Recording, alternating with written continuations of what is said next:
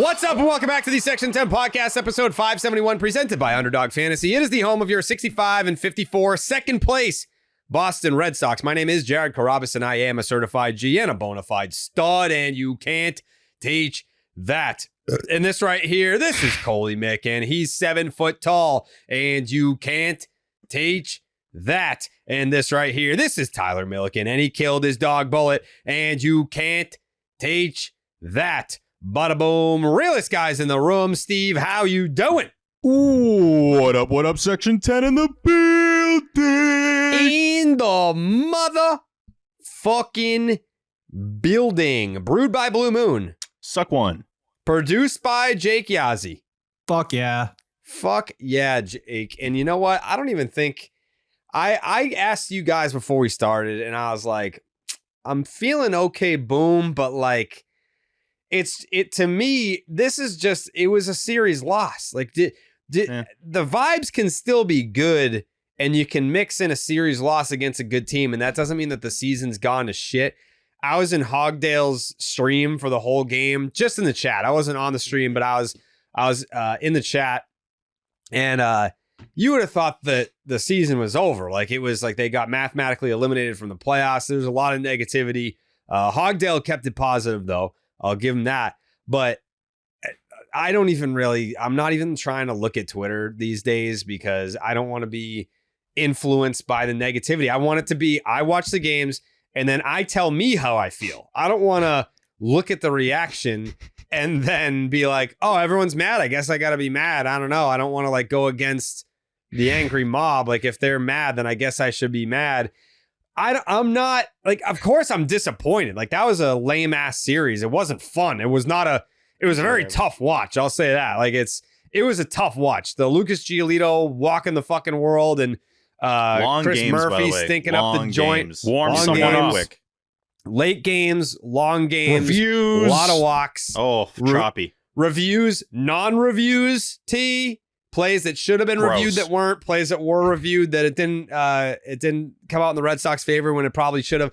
It was just a very annoying, frustrating series, especially mixing the fact that Xander Bogaerts is kicking her ass. You know, it was a tough weekend. It was a tough weekend, but the train rolls on. I don't think that it's oh, we suck again. No, it was just it was a rough series, not a fun watch.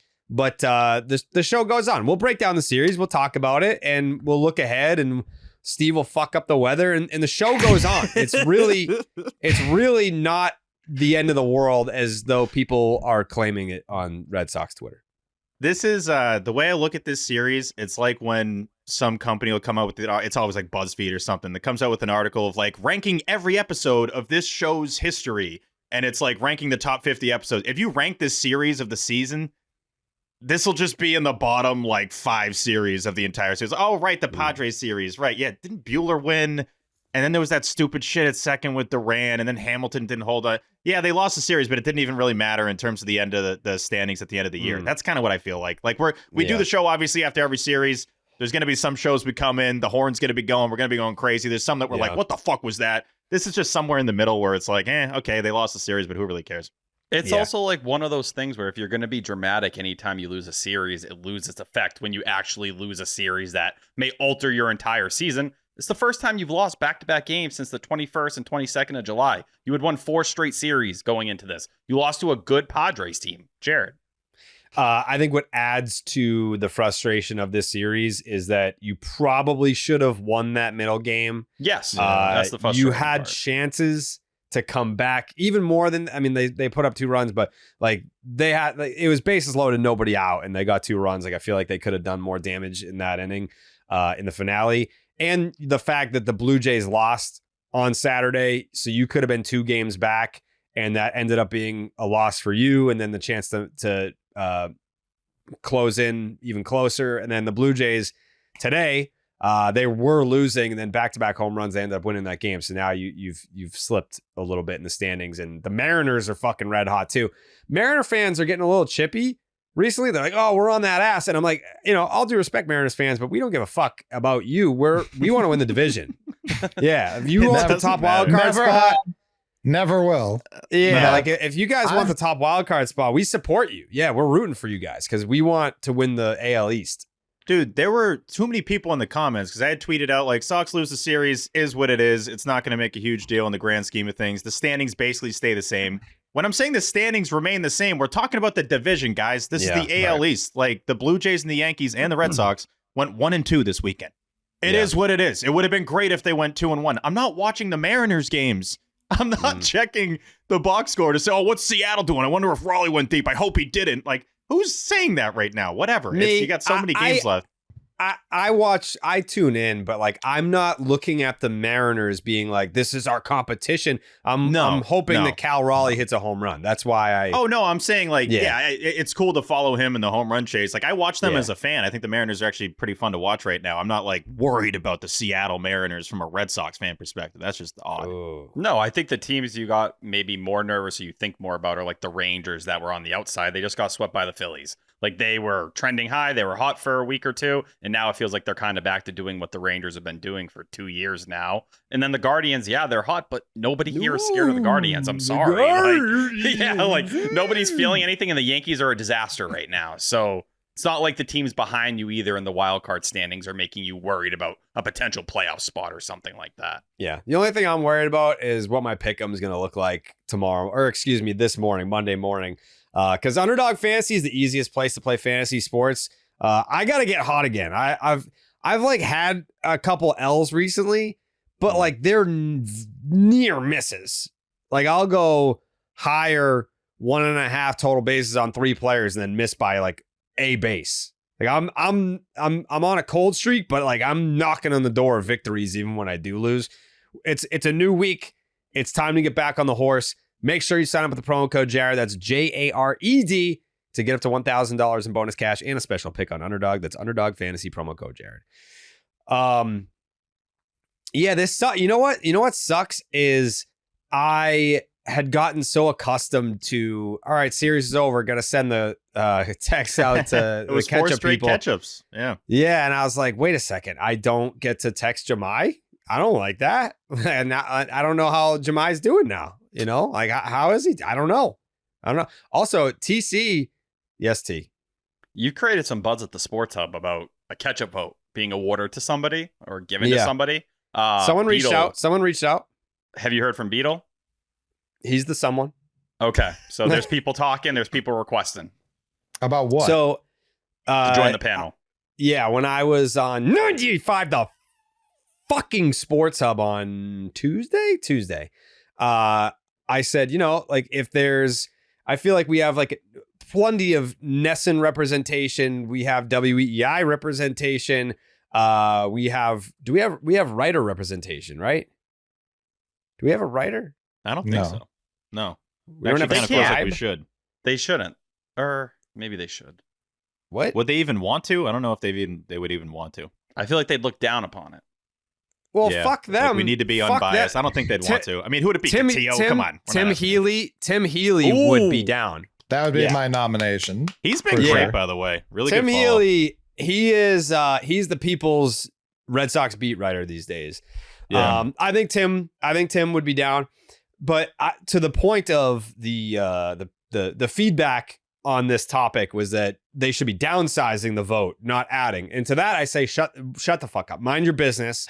I think we have streamer representation with Hogdale, but it's Loomer, EEI, and Nesson. It's Will, EEI, Hogdale, streamer, TC, Nesson, Obi, Nesson, Middlebrooks, Nesson, Jemai, Nesson. In fairness, there should be a Sports Hub representative. So, I mean, that's T, but like T's on the 10. Coley. That was going to be my point. T's 10 first. He'll tell you otherwise to toe the company line, but I think Otherwise. Yeah. So with Beetle, I talked to him, and I had like it was almost like you have to check a certain amount of boxes. The first one I asked was, "What do you think the first box you have to check, Coley?" Actually, like what the was the Red first? Sox? What was the first question I asked Beetle? Do you understand what a good deal is when it happens? Yeah, that Yeah. too. But that wouldn't impact Ketchup. Or No. maybe it would. I guess you can go off the board. I asked Beetle, what time's your bedtime? Because I think Maz, he's obviously a baseball first guy, but his bedtime's at like 7:30. Like he's not watching the games live. Admittedly, I'm not doxing him. He admits that he doesn't watch them live. He'll watch them next morning. So I need someone that's watching these games live, because if we're recording and I mean, for something like this, I guess, they're on the West Coast, the game's at 4:00, so that's fine. But if we're recording and I need a vote, but you're sleepy buys, I can't have that. No. I can't have that. So there's a lot of responsibility that comes with, like, if you get the chance to vote for American League MVP because you're in the Baseball Writers Association of America, do you think you can be like, yeah, no, sorry, I was on vacation, I didn't have time to do What it? did Drellick say? He was at breakfast. Mhm. Yeah, I think he's still at breakfast from when we One of called the him all-time 6 years lines. ago. Yeah. So I agree that there should be a 98.5, the motherfucking Sports Hub representative, Clark's Ketchup Series MVP voter. I have honed in on Beetle because I know he watches and I know he cares about the Red Sox, and his bedtime, according to him, I think he said midnight or either midnight or 12:30, which is, we need that for the late night games. Who else? I mean, Matt McCarthy. He would be very hurt if he wasn't part of consideration, and I have a lot of love for Matt McCarthy. I do as well. He's a but 162 guy, right?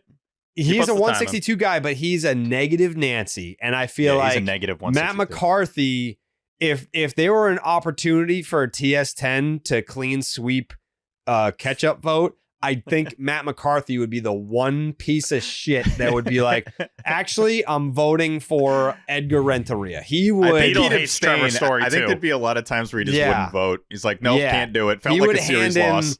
the blank ballot, like all the people that did the blank ballot after the steroid people came on. So I don't know. I think Beetle, Maz, I'd love to have him in consideration, but he's a Betty by time guy. I can't have Betty by time guys on the BBTG. panel. Can't do it.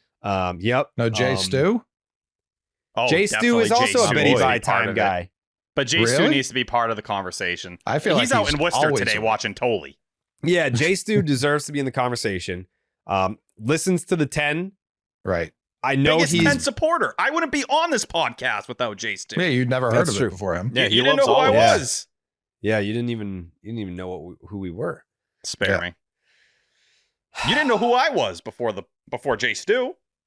I still don't listened, really know. I listened to the hub. I knew who you were. Who is this I just guy thought in you the were an Cape Cod hat? asshole. I thought you were an asshole because the first time I ever heard a Still T do. was like Beetle and Zoe like said something like, well, Carabas said this, and T was like, well, I don't care what that guy says, and I was like, what? Still doesn't. You know what? Nope. I forgot about that. That's the first time I ever heard of Tyler Milliken. Is that from like 21? Is that a 4 years ago suspension? Yeah, probably. Yeah, it was the first time I ever heard of Tyler Milliken. They were like talking. I don't even remember what the subject was, but they were like, "Yeah, well, Carabas said this." And he's like, "Oh, good. Well, good for him. Well, good for Carabas then." Yeah, fuck you, asshole. So T just lost his vote. T is there's no more Yeah. 98.5. now there's- Only now there's T would get two- suspended for something from over 1,000 I was days getting ago. a takeoff. there's two 98.5 the Sports Hub votes up for grabs now because T's off the panel. I mean, Maybe we should let the people vote. this is People vote on the voters. Yes. No, heavens. How No? are we going to count that? That's going to take This a is while. that's- Put out a not- Twitter poll. No. We'll Oh, put no. four We've never personalities done from the that sports for hub. us. We're We've not never doing done it. that for any No. of the people we've added to this. No. But I mean, I guess that's on me for not recognizing soon enough that we didn't have Sports Hub representation. They, in fairness to you, they do tell people to not watch the team. True. And they have True. no affiliation to the team. But Right. didn't Adam Jones start that initiative and now he's at EEI? Correct. Okay. Certainly possible. I mean, I love I'm Jones. not He used to saying- say I'm it not on air. saying- He hadn't watched a Red Sox game in half a decade. Right, but I'm not saying that he started it. I think other people perpetuated it. I would, before any of these people, nominate Monaco, who has had some votes on. He has some votes under the belt. Monaco gets the vote whenever he's in the booth. I mean, if he's covering why the don't we fucking have Monaco? What the hell? That's just I'm just. I don't know realizing that does now. he? I don't know that he watches every. I series. know. Well, he does everything. I know he's. I know he's paying attention to the Red Sox all the time. We've gotten more Monaco, and this is a great thing. We've gotten more Monaco this year than I think any other Sox season. It's been awesome having him on the radio waves. Yeah. Past years, it wouldn't have made as much sense because he's doing like, he'll be at like the Aussie Open and then some golf tournament. Jerry? Side note, T, did you find any actual bidders for your printer? No. A lot of people reached out with like very crazy bids, like $500-$600 for it. I would not do that to someone. That's insane. No, I mean the price is the price. That's crazy, dude. You can't then just charge come back someone and be like, $600 not going to do for it. a printer. You Sign it, wanted get the pizza, to sell get the breadsticks. All right, so sorry, just to recap for anyone that missed the last episode. T wanted to sell his used printer that he purchased for $125 for $250. Someone heard the segment and offered him $600, and he said no. I don't know how correct? serious they were. They were responding to the tweet I put out. 600 is not. 600's not like a haha, just kidding offer. Like it's like kind of like I'm trying to outbid the people that might actually want it. Yeah, like if someone was like, "I'll give you 10 grand for it," it's like ha ha ha. But like you asked for 250, someone offered 600. Ha ha. If I feel bad, I feel like I'm taking money from somebody. You are. That's how transactions work. That's literally the point. Literally the point. If But someone they want offers me me to sign 600, I something, feel I'll bad. do it I feel for like I'm free. taking money from somebody. I don't know. People were responding because the Reddit made that very funny, like, for sale picture or whatever it was with the breadstick offer and all of it included. And there were a lot of responses, serious ones, in the DMs and just on that post. So I appreciate people reaching out. I think I'm going to let it collect value for right now. The value is only going up the more we talk about it on the show. If you don't capitalize on this, it's on you, brother. You know what's going to happen, T? Is someone is going to make you a serious offer for like, not like a lot of money, but like, let's say 4 figures. Yeah. And then you're going to have to donate it because you're an asshole if you keep like $1,500 for a printer. Yeah. I would feel less guilty I'm going to about donate that. it to what? I'd feel less guilty. So let's do this. Let's have a raffle. We'll sell $1 tickets. You can win T's printer. Because then if people want to buy 1,000 raffle tickets, then it gets donated. Either that or like idea. A live auction or something like that. I like how I just made it so much easier. And you were like, let's fucking hire a Texan so we can talk real fast. I've always wanted to get one of those people that talk really fast. I find the entire art very interesting. Okay. I used to watch Storage Wars a lot. We'll limit. Jake, we'll make Jake, one person auction guy. Auctioneer. Yeah. One of them. We'll make one person now spend a lot of money as opposed to everyone spending $1. I know. I do like the idea of a lot of people feeling like they could get the T printer. I mean, this probably takes away the pizza breadsticks part if you're okay with sacrificing that. No, we are not moving on that. That needs to be part of whatever deal we make here. Whoever's getting it has to get them the pizza and the breadsticks. Yeah. Extra cheese. Well, go. Going back to ketchup real quick because it does tie everything together nicely. Should we suspend Roman Anthony? Yeah. So that was tough. Was that an interview with? Where was that interview? I forget where that started, but somebody tagged us in the image. It was play testing. Was it play testing? Play test. Yeah. Can we call a timeout? I forgot my laptop charger, and my laptop's gonna die in the whole podcast. Yeah. Fuck yeah. I'm calling the timeout right here. T. So T, what you understand is 10,000 people may buy one ticket, but you want like one guy to pay like $1,200. I understand what you're saying. It's more of a group effort than just throwing it all on one person. And it's just going to be what you're less. saying makes a lot of sense. It just it's less money and it limits the pool of people that feel like they can win. So it's a double negative. But the idea of someone just being like 500, 600 and people like throwing It'd be their very hands funny. up, like Definitely funny. We'll do it with something else. We could also hire that guy, pretend like we could still use him with this because he can end on the number of tickets ultimately bought and then draw whoever won. I'm not against it. Maybe that's the pathway. Maybe we give it out at Section 10 night. Maybe we can do that way. Do you think they'd be mad if we brought a printer into Fenway Park? I think they'd be okay. I think they would bend the rules for us. Steve, what's wrong? I'm following the Cape League championships are going on right now, the East and the West, and I'm just heavily rooting against Bourne because then I can go to the game tomorrow. The championship starts tomorrow, and it's bottom 9, and I'm seeing in play run or runs. I hope it's not runs because they're down a run. I don't like going. Nothing against Bourne, but it's just doesn't feel like the Cape League to me. Anytime we go there,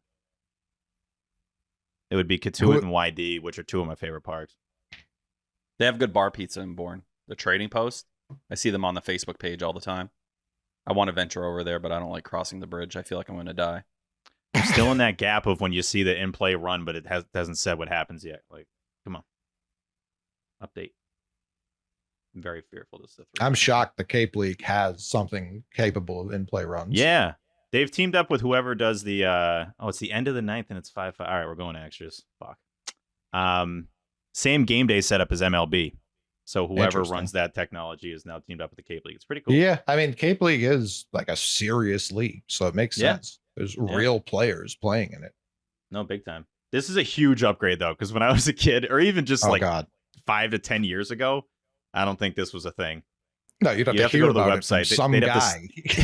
Yeah, there was a Twitter page. You have to be told in person what happened, and it's normally Alan Peralt that's telling you. And it's not. Yeah. It's never like anybody but my dad. It's like, oh, here's what happened. You see. No, it's nice. I mean, yeah, growing up, it was very different. It was a lot of like the standings on the website would be like 4 days old. I'm like, there's no way this doesn't add up at this point. There's like a legendary Cape Cod baseball like account that used to put everything up there, and it recently got turned over this year. I can't remember their exact on Twitter account. Really? Yes.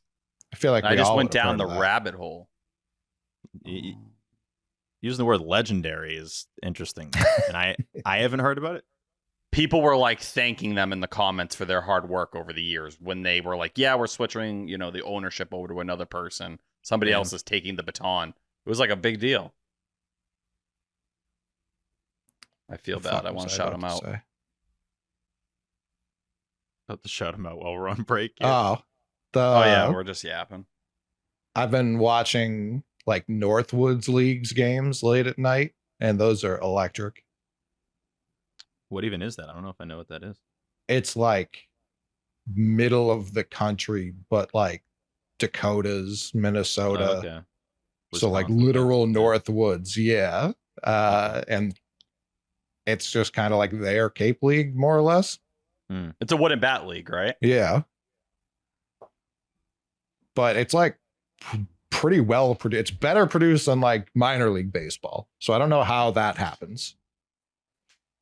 Yeah, that is probably because in some of those towns, like that is what they have. So they probably pour more into it. That's the same as the minor leagues, though legally can only be the only thing in town. You know what I mean? Like that's their whole setup. Yeah, unless they just kind of be like, oh, well, we're going to look at the big league team and not support as much. But no, that's what those minor league teams are supposed to represent. The Traverse City Pit Spitters. What a name. The Kalamazoo Growlers.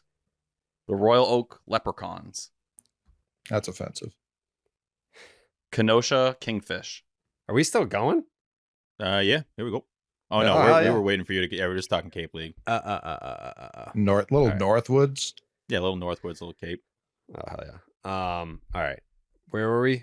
Oh yeah, Coley was Roman Anthony, where you were gonna threaten him with a gun. Yeah. So it was the play testy guys. Yes. Yeah.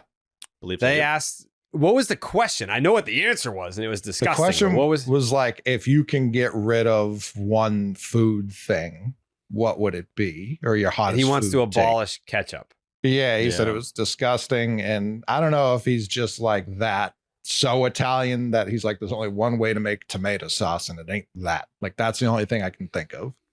Ketchup is one of those condiments, though. My sister's like this. I love ketchup. I could eat spoonfuls of it. I think it is the best condiment to ever exist. My sister would never eat ketchup if there was a gun to her head and they were going to beat up my mother and throw her off a cliff. Like, she would not eat it. All What right. the fuck is going on, man? You good? Sorry. I would have spoonfuls of this stuff, and we're gonna beat up my mom if she says I no. love Yeah. ketchup. I could eat ketchup on anything.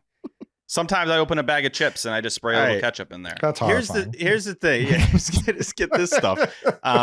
Here's the thing with condiments. Like, I'm obsessed with honey mustard. It's my favorite condiment by far.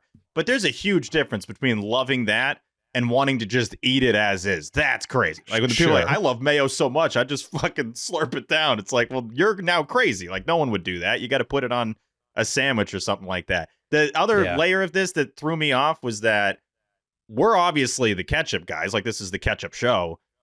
Yeah. Had you guys like heard that bite? I don't remember the bite. So for it to get by us, but then the San Diego Padres like scoreboard guy had it is very surprising to me that it took that big a jump. Yeah, I obviously hadn't heard it because I think Roman would have gotten a stern talking to.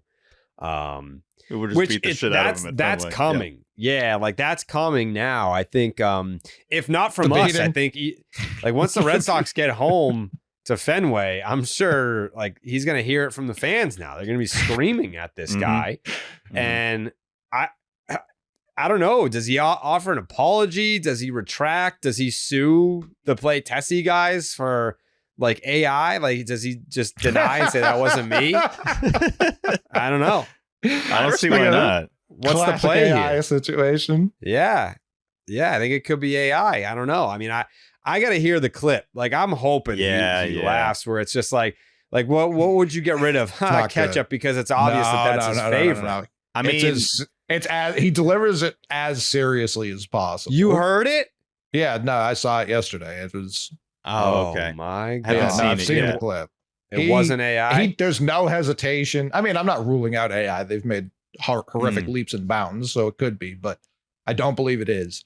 And it's not like, let me think about it. It's like he asked them to ask him the question. Wow. Yeah. So he was he wanted an outlet to say that he hated ketchup. then. Yeah. And this is from Yeah. a guy that doesn't really go out of his way to say anything. Like, if he's Right. asked questions, Yeah. he'll answer them. But the fact that he wanted them to ask and then he gave that big an answer. See, initially I thought the Padres were trying to be goofy, you know, and the road players will try to little poke fun on the scoreboard and all Right. that. Them saying thinks ketchup should be exterminated off the face of the earth under the Roman Anthony picture. I'm like, that Wow. doesn't seem like him at all. He wouldn't say that about anything. So No. the fact that this is true sucks. I was hoping we didn't have any audio or had seen it, but it's a really sad moment, honestly, for a guy that we all love. I don't think I want to hear it. Right? It's tough. It's a I think tough we have listen. to play. I think we have to play it. Do I we just have it? DM'd it to Jared. Oh, Wow. No. This guy's Yeah, this is always gonna just be bring rough.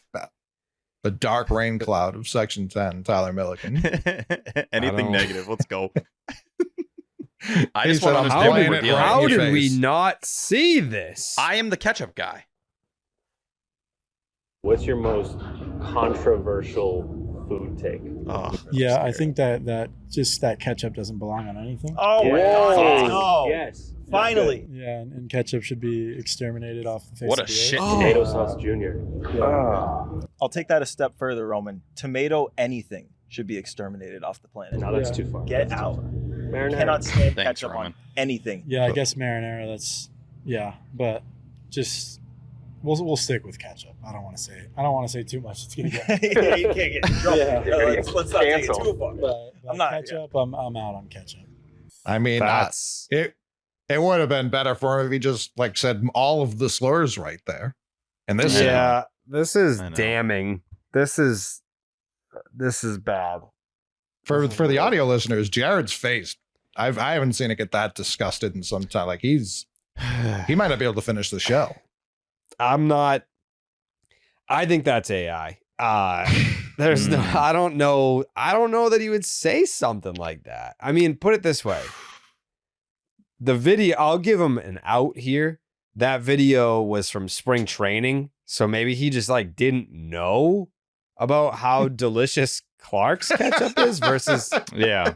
the They might be just doing never the had it. competitors. That's true. Yeah, like I mean, I guess like Clark's is like a big league ketchup. Like it's not like you're not That's their getting motto. that in Worcester and you're not getting it in Portland, Maine. That's for sure. Like Clark's is a what, Coley? You act like we got ketchup for days up here. You don't know. I understand that, but like these are broke ass minor leaguers that like they're not getting gourmet ketchup. They're getting that shitty ketchup that, you know, like it's like the brand free. T, what's the brand of the shitty ketchup?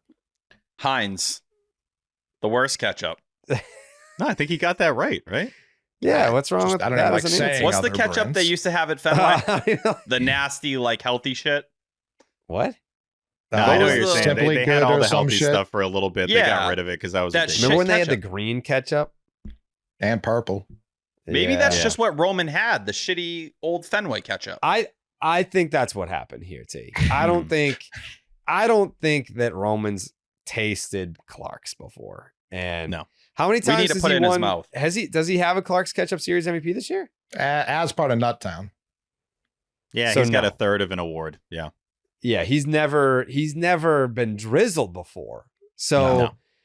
there's a lot of plausible deniability for Roman here. I think he's in the clear. We're gonna talk to him.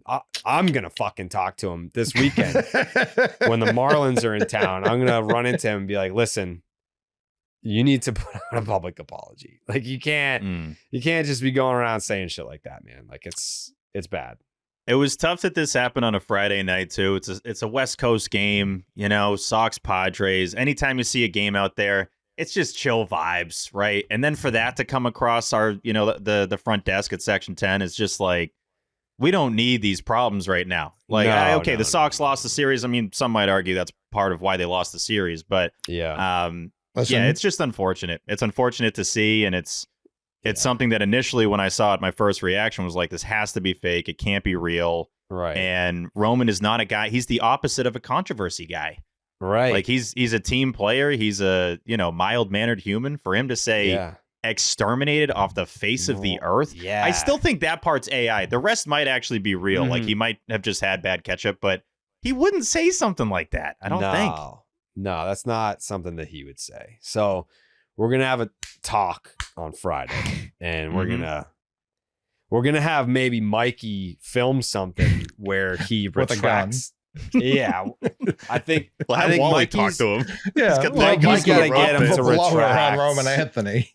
He's got to retract what he said and apologize and say I'm gonna grow and learn and all that shit, and then we'll go from there. all I'm saying is, if he was a young, healthy boy filled with ketchup like tea, maybe he doesn't go for 2 with the bases loaded. Maybe we're talking, Ooh. you know what I mean? Wow. I mean, he did have a Just trying- big swing, so he's got that going for him. But yeah, But Yeah, maybe Steve, perhaps he doesn't have warning track power, and that ball goes out of the Right. yard if he's filled with tomatoes. yeah, Mm. that only came off the bat at like 110. Could have been 130. Look at what ketchup did to me. Yeah. That's right. Mhm. Young, healthy boy, Tyler Milliken. Correct me if I'm wrong. T, you're older than Roman Anthony, right? Correct. So he has yet to live as many years as you. These are just the facts, Your Honor. I These got is- a +6 run differential right now. That's all I'm saying. All right. I'm no scientist. I'm just trying to point out the facts here. Yeah, And many people didn't think I was going to make 25. I did. I believed in you. Thank Mhm. you. Yeah, but Would I you mean, bet at on the end of the 30? day, huh? Oof. Would Probably you bet even on odds. 30?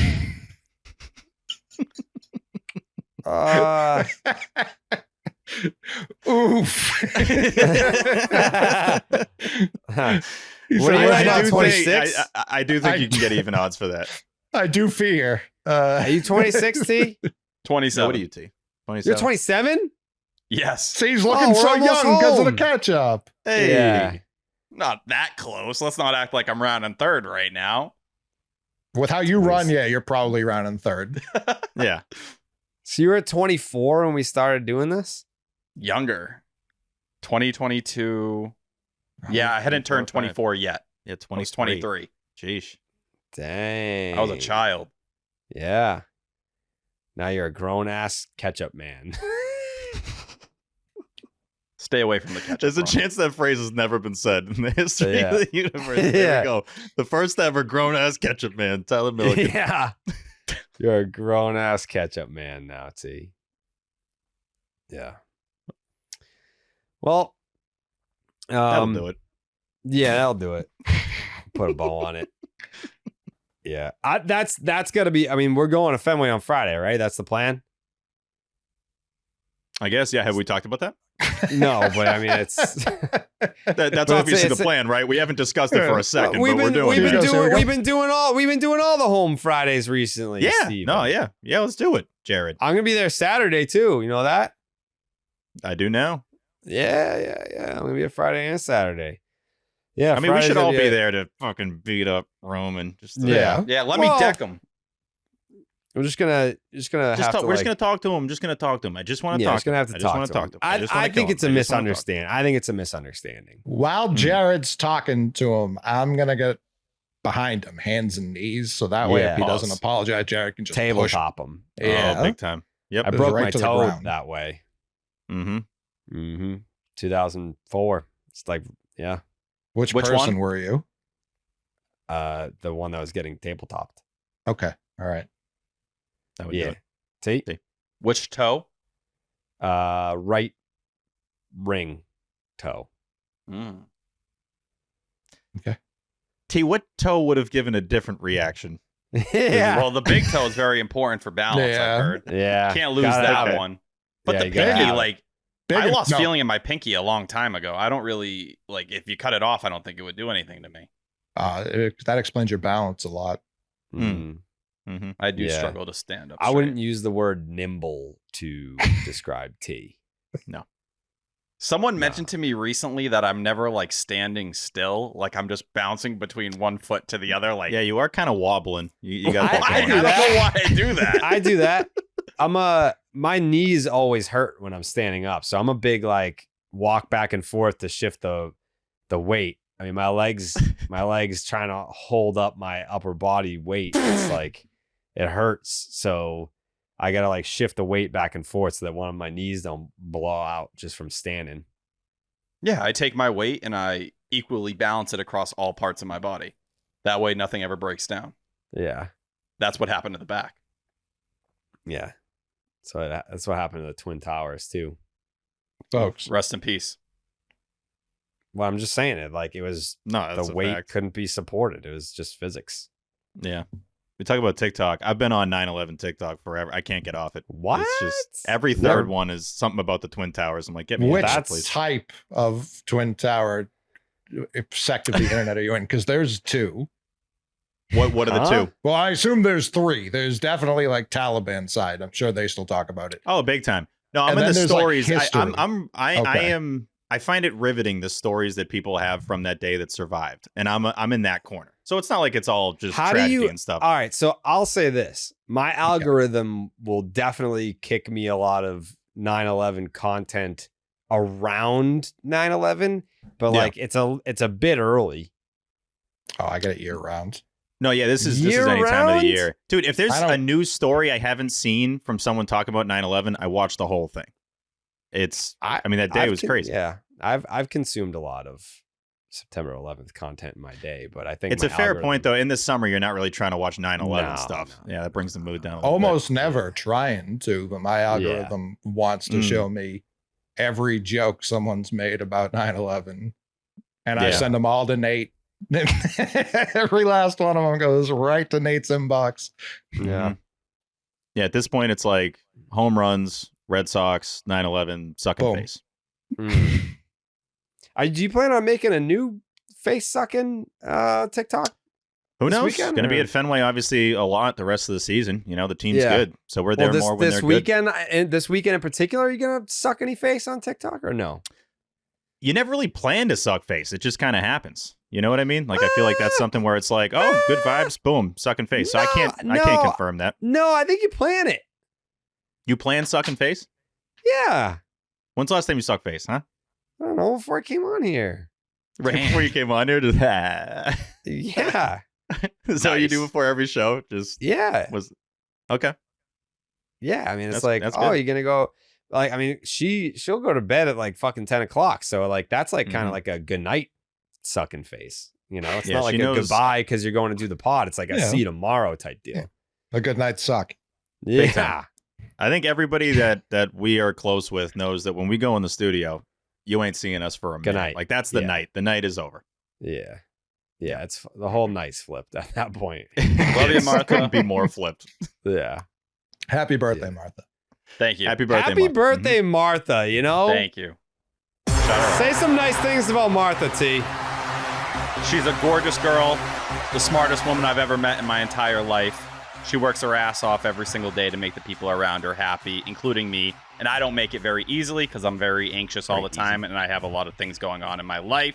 But Martha is always there to pick me up and make sure I'm strong and still rocking. And I wouldn't have made it to 27 without Martha. Hopefully I make it to 30 because of her.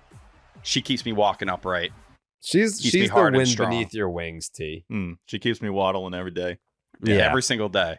Yeah. If I'm drowning, she picks me up. If I fall over in the kayak, Or she the Well, cat. it was a- it's she's not looking it was down a- on me.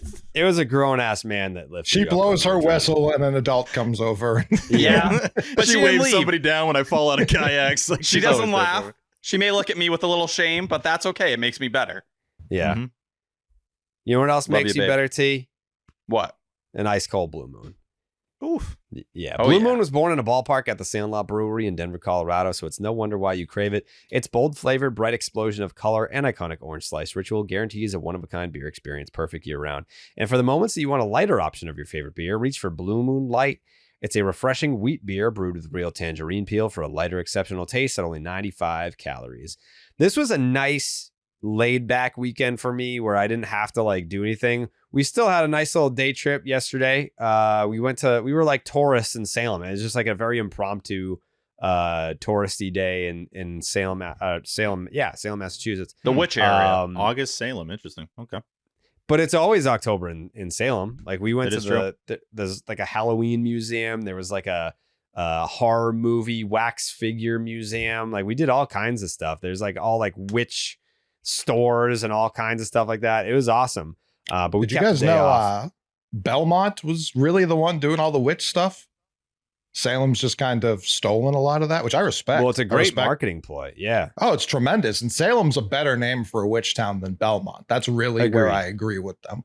Yeah. There's just people, I guess there's like something like 2,000 active witches living in Oh, Salem. buddy.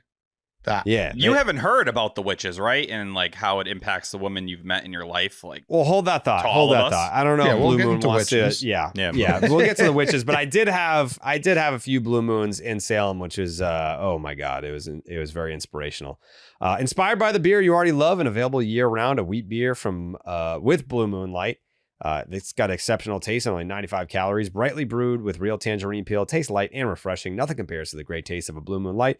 Blue Moon made brighter. Get Blue Moon Light delivered by visiting get.bluemoonbeer.com/Jared for delivery options. That is get.bluemoonbeer.com/Jared.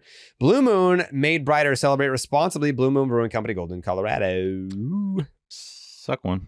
Second one. What were you saying about witches?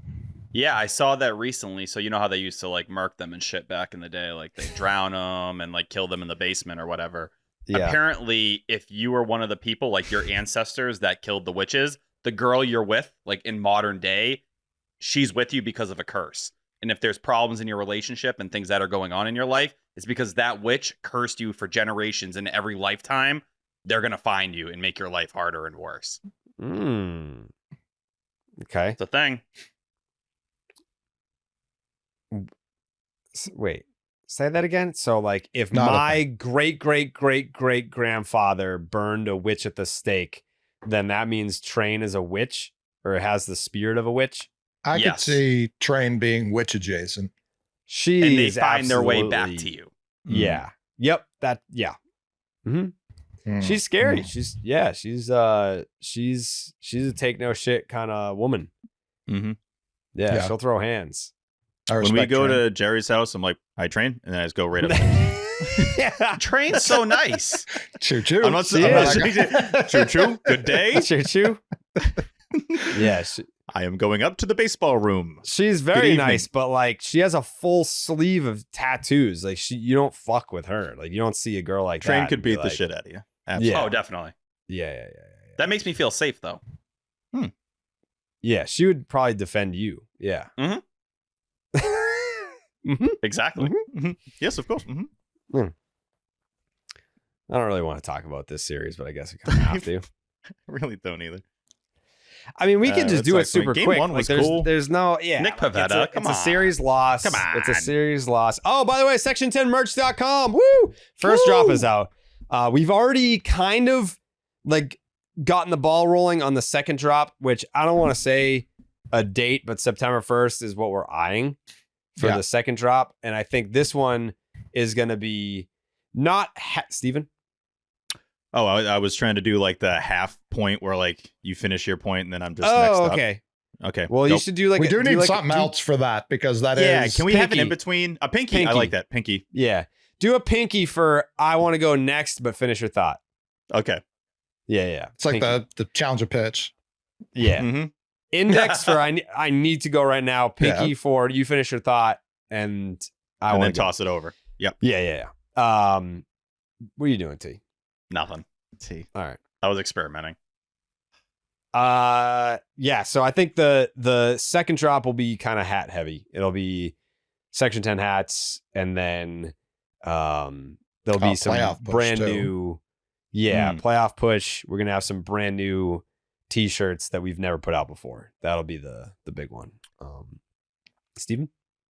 Yes.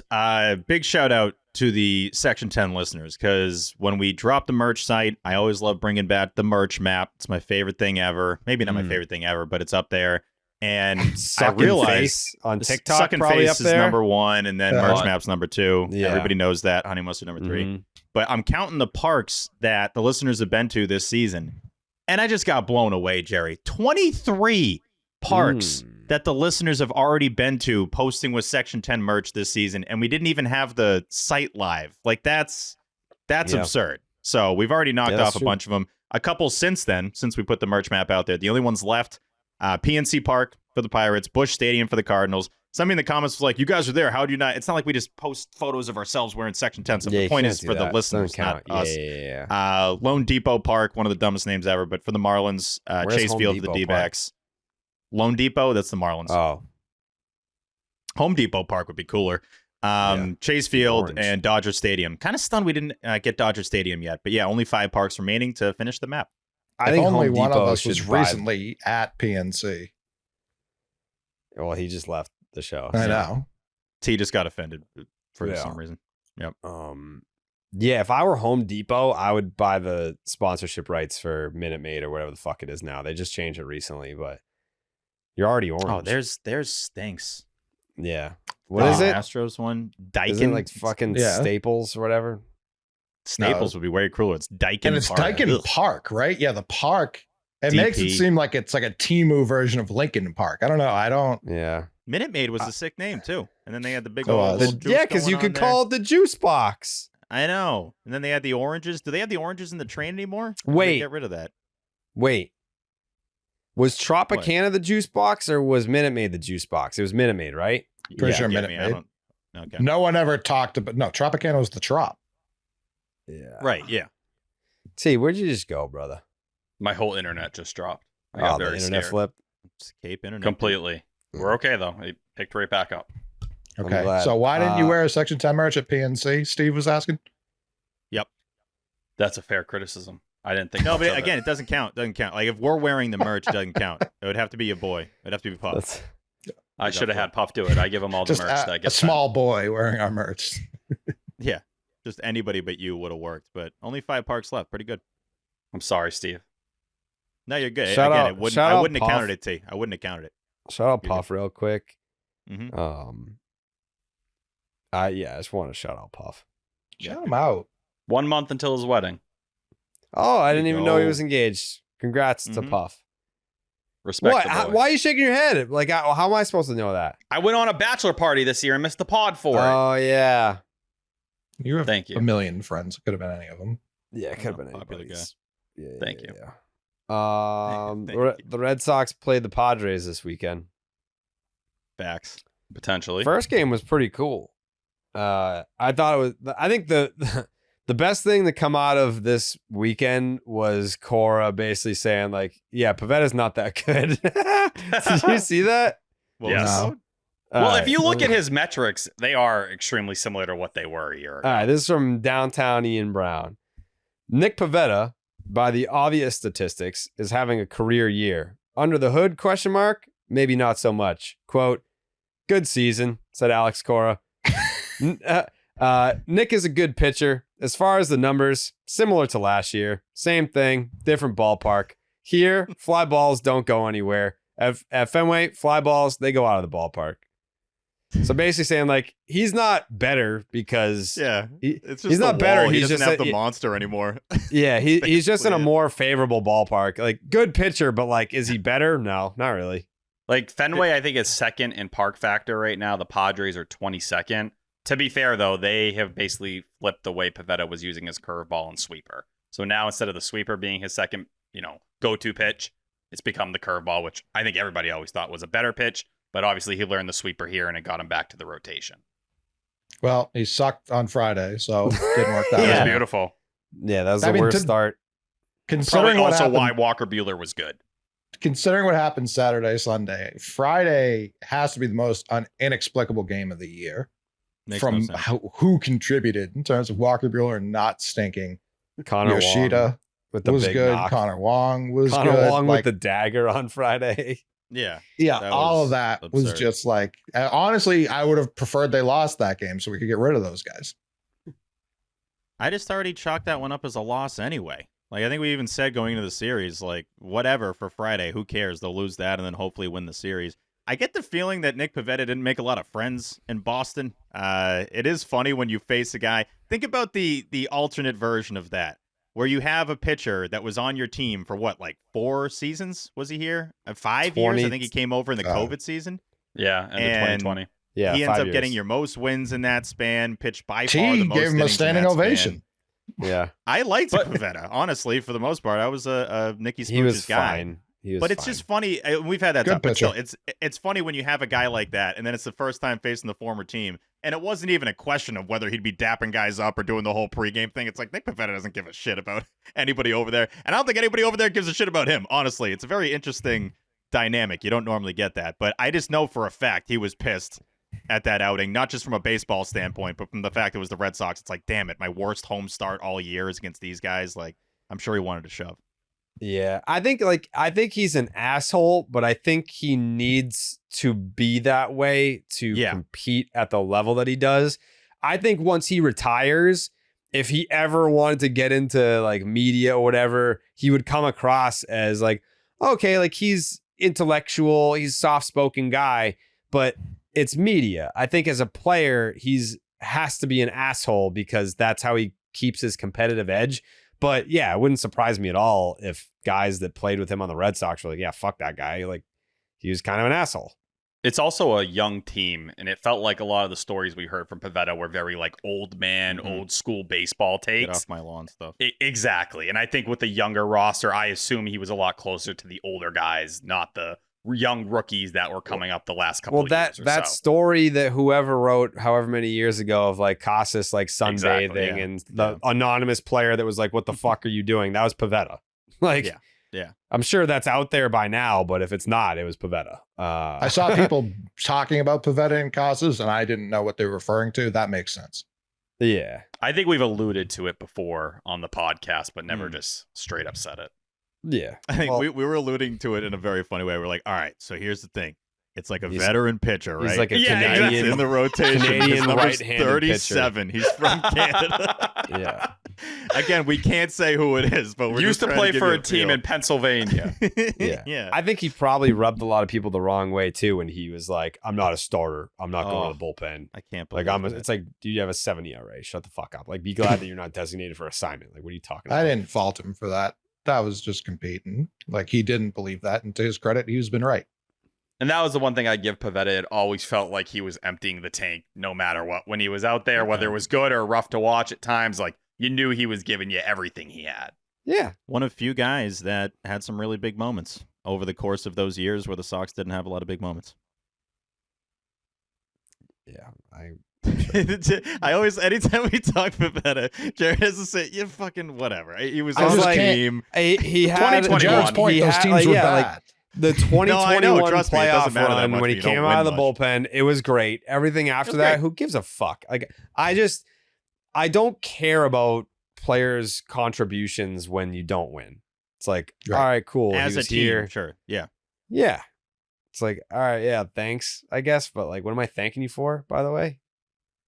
You And yelled? we have, as fans, you have a Like lot. you- have different you- relationships with players based on how they act, and I think we all got the feel that he didn't have a lot of fans in that clubhouse, and so you react a little differently to those kind of guys. He did not endear himself to the fan base and vice versa. So Yeah, good way to put it. yeah, good enough pitcher. He's fine. Willier fucking crushed that ball off him. That thing Oh, was. By the way, his reaction was incredible. well, I mean, like, what That are you thing doing was throwing great. a fucking curveball in that spot? It's just you're beating him on the heater. Like, why deviate from? It's like, all right, I got 2 strikes. Now let's really fuck with him. No, just throw him another fastball until he proves he can hit the fastball. He couldn't. I feel like so many of the Willier bombs are on that exact pitch. It's just zoo bang. It's always like the curveball right into his swing, and he hits a moon bomb, and it's gone the second he touches it. Lou's reaction was he was just like, He knew right off the bat. It was one of those. Do we have Even when you info? do kind of look at the home and away splits for Pivetta this year, 2.41 ERA at home, 3.67 on the road, which is essentially, if you look at the expected ERA for him the last couple seasons, that's what it usually was. Yeah, good pitcher. Fenway was just not a good place for him to pitch. And he still was pretty solid at Fenway overall. Yeah, he's Yeah. fine. Classic Fine. take the ball every 5th day guy. Like Yeah, he'll he was fit there. fine. He'll fit there well. I've He was seen worse. He's better than Dustin May for sure. confirmed. Yeah, you know what else is confirmed? The Nextel call of the series, brought to you by Nextel. And Duran with another run. Swinging a high drive, right center field. He leans on this, baby. That one's gone. Willier Abreu to touch them all. Yeah, all right. So that's like the only good thing that happened this weekend, I'm pretty sure. Willier had a it big is. catch in the first inning, too. Was this a Dave call or is this Will? And Duran with another. Yeah, that's Dave again. Oh, here's Dave. No, here's Will. Here's the pitch. Oh, Abreu swings, Monaco. hammers it right Ooh. center field and deep. It is gone. 2-run tank. Willier Abreu off Nick Pivetta, and it's 4-0 Red Sox in the 4th. Well, there you go. He knew the curveball was coming. He sat on it, and he absolutely murdered it. 423 feet for Willier Abreu on his 21st of the season. Jared Duran puts the Wally mask atop Willier's head, steps back down the third base dugout, and it is a 4 spot for the Sox in the 4th against Pivetta. Wow. I'm just laughing, picturing those guys having a little like buzzer in the in the booth, and after they crush it with a call, boom, hit the button, bring, bring. I nailed that. Yeah. Nextel call of the series brought to you by Nextel. Suck one. And suck one. Yep. Yeah, so this game had had a big moment where Connor Wong had the bases loaded for what feels like the 98th fucking time this season. And I'm just sitting there explaining to everyone, like, this guy, there's no fucking chance this guy gets a hit. None. Like, this guy, it's the second week of August. He hasn't driven in a run on a hit all year. And then lo and behold, Connor Wong comes through with a big old bases clearing double. And I don't know that I've been that excited to see a player that I don't like come through like that. Unbelievable. Thank God, by the way, he got pinch hit for by Abraham Toro late in today's game, because if he was allowed to hit in that spot, Oh, it's a I don't double know, play. man. It's, I mean, Cora's something hyping bad. him, dude. Cora's talking the Connor Wong talk recently. Yeah, If loves you the ask him, he's swing. like, the at-bats are better, man. He looks a lot more comfortable. He's playing more regularly. Alex Cora's pushing Connor Wong as hard as he can. He I mean, sucks. the at bats being better are from like the worst at bats of all time, so it's like the Yeah. bar's pretty low. But bases clearing, I didn't know that was legal for him. 0 for I didn't 30 know with he runners had in that in scoring the position bag. going into it. He had 2 RBIs in his entire season going into that at bat, and he tops it with 3 RBIs in one swing. That was crazy. Both on Finally on a hit. sacrifice flies. I know. Tatis. I don't remember since we did it to the Yankees last year. Was that Trevino? I haven't seen someone disrespect a catcher's arm like I saw Tatis this series do to poor CW. I think some of them were on the pitcher as well, though. There were a couple in there that were really tough on the guys on the mound at times. They were just starting late, getting really good jumps on them. Like Giolito, they were running like no problem, like very slow to the plate. Giolito, like, and he was doing it early, so I don't think it was like, I'm walking, guys, let me blame the mound. He didn't have a feel for like the literal ground he was standing on all night, which he denied after the game. It was even weirder. Yeah, that is weird. He's not an Yeah. excuses guy. No, but it was just super obvious that he kept trying to fix the mound and like had a couple ones that he just like spiked into the ground. Like it was obvious. And he was all like maybe dying, maybe had the flu. Body language was horrendous out there. Like genuinely, he looked miserable while out there. Well, he's just wet. He was a sopping young He man. was sweating through every fabric of that uniform. He was like Bruce Pearl out there, like just sweating through his shirt. He was wearing a different color uniform than everyone else in the field. Not good when the broadcast is mentioning it. It wasn't even that hot. Like, we got a hot series coming up. I mean, there's a roof, but like, I think San Diego was relatively chill. It was 76 for the finale. Ooh. It's perfect. T? I do have some Walker Buehler stuff that I think is important to highlight. Let's highlight that important Walker Buehler stuff. Yeah, so Buehler's kind of throughout the season tweaked his mechanics out there, whether it's been like working from the stretch, not doing so. In this start, he was exclusively from the stretch, and he changed his usage as well. Doubled his fastball usage, upped his knuckle curve usage to what it was in 2024, and cut his cutter usage by more than half. 4 of the whiffs came on the fastball and 4 on the knuckle curve. So I don't know if that's going to be a combo we see moving forward, but for someone who felt like he was trying to get away from the 4-seamer entering the year, pretty crazy that you doubled your usage. And with him working exclusively from the stretch, Brayan Bello did that at the end of May. And like it's kind of led to this entire streak of him being much better. Coley? He needs to lead with the fastball. It's not a good pitch, but it's worse when he's trying to float that cutter and he's down 2-0 before he throws it, is even looking at the strike zone. Anytime Walker Buehler's been good this year, he's been attacking. Really, the whole pitching staff, he's been attacking. Doesn't matter if your stuff is elite. Doesn't matter if you're crochet every time. Just throw strikes. It goes such a long way. Such a long way. And that was the case on Friday. And not the case as much today and yesterday. Yeah. And that's why he's going from the stretch, because his control's been better in those spots. He feel like he can hit his spots. And if that's what works for him, we'll see if he keeps tweaking like he has all year long. But you found something in the start. Now we're talking San Diego, where some of his issues with homers aren't as bad. He's able to get a little lucky on that Manny Machado fly ball to right field in the first inning or whatever it may be. But definitely a step in the right direction for him. What did kind of annoy me after the game was him being like, yeah, I really get up for it against playoff teams like the Padres and the Phillies. I don't know why. He's like, I don't even look at the Patriots Day game against the White Sox as really something, but those are his 3 starts where he felt like he got the job done. It's awesome to hear you get up for it and you perform well against those teams. Do it against other teams. Like, it's not that funny when you've been horrendous all year long. I'm sorry. He has had some lines in the pressers where I'm like, come on, like, we don't. Like, I don't need care to sugarcoat bad outings. He's like, well, you know, I'm kind of known as a guy who shows up in the postseason, and these are playoff teams. Like, cool, awesome, do it against every team. Just be competent out there. Don't be absolute dog shit and put the team in a bad position every 5th day.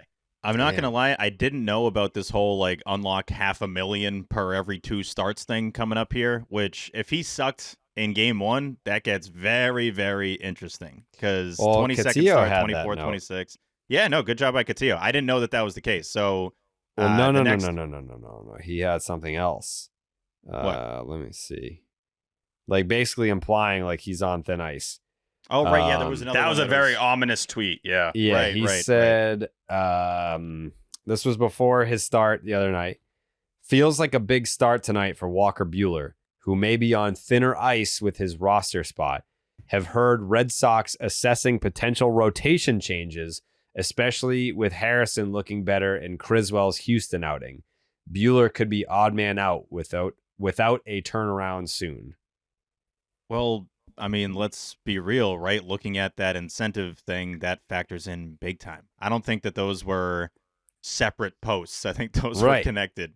So, Yeah, I mean, like, if he makes another John 5 Henry's starts, not like, he gets an extra like $1.5 million. Like, you don't want to give him that. Imagine having to pay $1.5 million for 6 Walker Buehler outings at this point. Like, if he was not performing well, like, I know he's a multi-billionaire, but it's like, all right, like, if we're being smart about this and we have other options, then yeah, that's absolutely going to play a factor in that. Yeah, 4 more starts for $1 million, which is interesting. See? They're probably looking at it through the lens of the second luxury tax threshold, which is 261. They're at 252 right now, so there's about a 9 million buffer. I have a hard time picturing them getting there, but maybe that factors in. But you look at Kyle Harrison and what he has done his last 2 starts. We're talking about being consistent in back-to-back outings. Finally did it. So hopefully this might be a sign where, yeah, we're going to lean on someone like that. If he finds his consistency, then you give it a shot. At that point, it's up to Walker Buehler whether he's going to give you anything of value moving forward. I mean, I think he bought himself another start. Good outing against a team like the San Diego Padres. 6 innings, 4 hits, did not allow an earned run. Only walked 2, punched out 4. So, I mean, again, it's not like he's not dominating anyone, but if you're putting up zeros, you're putting up zeros. Like, I don't need to see the 10 strikeouts and the 0 earned runs. Like, if you're giving me 6 and allowing 0 earned runs, yeah, sign me up. I'm good. Just can't be walking more guys than you're striking out regularly. Yeah, the walks have been the main issue. But if we're being honest, I mean, we talked about it before the series started. I think we expected this was going to be a loss, and it's one of his best starts of the year, all things considered. I think since the start of July, he's got like a 3.4 or something like that, his ERA. I know that can always kind of be misleading with Buehler, because if you're really watching the starts, they're a grind. Yeah, that FIP has to be atrocious. Yeah, every start someone's making like robbing a homer basically, and then he gets like 5 double plays. But no, still, this is one of the most surprising starts of the year when you factor in everything. Red Sox win 10-2. Also, Masa hit a home run in this game. It meant absolutely nothing, but he did do that, and it was not off a position player. I was going to say, that's what matters. Yeah, it was off a real pitcher in the big leagues. Again, I love Masa. I don't know. I'd love to root for him on another team. He had a good series. Not 2 hits really. on the first game. I'd love 2 to hits in root the for him second on game. another team. Yeah, two hits in the opener, 2 hits in the middle game, and in the finale today, he went 0 but he did get on base in a big spot by getting hit in the hand. So First pitch out of the bullpen, they just smoked him. yeah. A lot of guys getting hit and brushed back in this series. I know Schilt takes mega offense anytime someone comes anywhere near Tatis and Machado, so I kind of thought there might be some, at least one benches clearing event in this series, but that didn't happen. But still, a lot of guys getting buzzed back more than usual. That was Whitlock and Tatis. I will say that's another thing that annoyed me. I love Chris Murphy, and I talk about it all the time. Brutal performance when he came out of the bullpen, and you force Garrett Whitlock into this game. It's becoming something that is a consistent problem for them, where you're pushing your high leverage arms into games, and it is going to come back and bite you in the ass. And you can make the argument whether it impacted Cora's managing in the second game. I don't really think it's an excuse for how slow Cora was operating in that 5th inning, but still, you keep forcing these high leverage arms into these spots, it is going to cause problems. Can't be doing that. That's bad baseball. I saw a lot of people getting on Cora for that 5th inning, and I don't know when people wanted him to get someone up, because you walked the first 2 guys. Yeah, it did kind of unravel pretty quickly, and Giolito's been so good for so long now. You got to be thinking, surely he's not going to walk the next guy. And then he does. Like, Giolito, that was all on Giolito to me. Didn't he walk 4 straight? He walked 4 in a row. But it was also, it looked like he was battling the entire game. It never looked easy. It never looked like he was really flowing. So it was like, why are you letting him walk 4 guys in a row? Bare minimum, it should have never got to Ryan O'Hearn and Ramon Laureano. Should have never got that far. That was absolutely ridiculous that they sat there and held and held and held, especially since Garrett Whitlock ended up pitching in that second game on back-to-back days. You had no excuse for that situation. That was bad managing, especially when you had Steven Matz ready. Game. The story of the middle game was what? I was going to say Hamilton plays a big role in the middle game. Yeah. But I mean, these like the headline story of the middle game is Giolito was in there for too long. Yeah. I think like Cora after the game was talking about how like, that was the plan. Like we're trying to get X amount of innings out of the guy, X amount of pitches out of the guy. And we just didn't get the job done today. But I mean, a quicker hook, that game probably goes in the Red Sox favor, right? It's a 1-run loss in extras. I hate that because you have bases loaded early in the game. Connor Wong at the dish does nothing with it. Roman Anthony at the dish swings at a ball that bounces off the plate. So it's like, yeah, there were runs to be had in multiple areas of the game. That's where it's like, I don't know. I feel like Giolito's earned a little bit of leash to go get the job done, and he didn't. So that's where it's like, I don't know that a quicker hook is what I take away from that. It's like you had a chance early in this game to blow it open, especially after the night before, and you just didn't. And that was, again, what killed you in today's game. But I also think there was a spot in that 5th inning to get out of it when you had a pitcher that I think everybody felt was running. I think Giolito could have got out of it. I did not think he was going to. He looked like dog shit that start. He has not looked good genuinely since he's come back in the second half. He's had a couple nice starts, but it's been inconsistent. And the velocity, it's down again. It's a 4.82 ERA, 6.68 FIP since the All-Star break, which is hard to do when you had a start like he did against Houston, right? Where you're like, damn, you went out there and absolutely shoved. But his velocity across the board was down 0.7 to a full tick on every single pitch. Like the stuff was down. Like I don't understand. You got lucky that Wilyer Abreu made a 5% catch probability grab in that 3rd inning that helped alleviate another explosion from the Padres offense. It felt like Giolito was getting bailed out up until that point. And then you let him put 2 guys on already and continue to do it while walking these guys. He had 6 walks to 1 strikeout. He wasn't missing bats. And you have the matchup with Matz and O'Hearn. Like, that's lefty on lefty, a guy who cannot hit a lefty. Like, go after him. Why would you not be aggressive in that spot with Steven Matz? Especially since he can go multi-innings.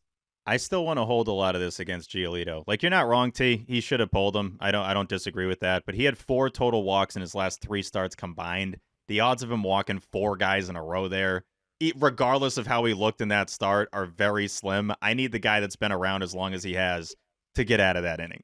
And wasn't it like to not walk in 2 runs? Wasn't it like there was 2 outs? Tatis was at second, and it ended up. And then he walked 4 guys in a row. Yeah. Well, there was also like a dangerous situation, and then it just immediately happened. If you have someone warming with 2 outs and Tatis on second, no doubt, I agree with you. You didn't. So now you've walked 2 guys, the bases loaded, and now you just got someone up like that. It did happen pretty quickly. I don't disagree. Yeah, it would obviously take the shitty pitcher out. I just don't think that was like super fair to a reliever who got hot for 3 seconds. I just think you should have had Steven Matz ready. I think Lucas Giolito looked like he was running on fumes already. The broadcast was already saying he looks uncomfortable. I thought the body language was poor. He just looked like he didn't want to be out there. He looked like a guy who didn't have it that He was certainly dying. I don't disagree with any of that, but he was also a pitch away from getting out of the inning. He just didn't throw anything. Credit to Padres for just not swinging. Yeah, like a lot of we would swing in those situations. So that's big time. Rafael it was also swinging his dick off up there. We hype up Mike Brenly a lot, and he deserves it. He's great when he's telling the Cora what to challenge and not. They missed one in that inning. They did on that play. Bregman, first off, horrendous tag. I don't know what he did banging it off the third base bag. He still got Tatis. He did. If you see the angle, and I posted it, the Padres broadcast was all over it. He was out. He got him on the front of the foot. If you look in the back, it's a tough angle. In the front, the end of Bregman's glove hits the front of the shoe before it actually gets to the angle, and they chose not to challenge it. That would have been the 3rd out of the inning. So Giolito got out of the inning, I'm hearing. Yeah, that's what I heard. You could have been out of it, but you didn't challenge it, and then he was once again out there fighting. Also, that kills me about criticism of athletes too. It's like, what was Bregman doing there? He's fucking trying to get a tag down. He accidentally hit the bag. What do you mean? What was David? It's not easy.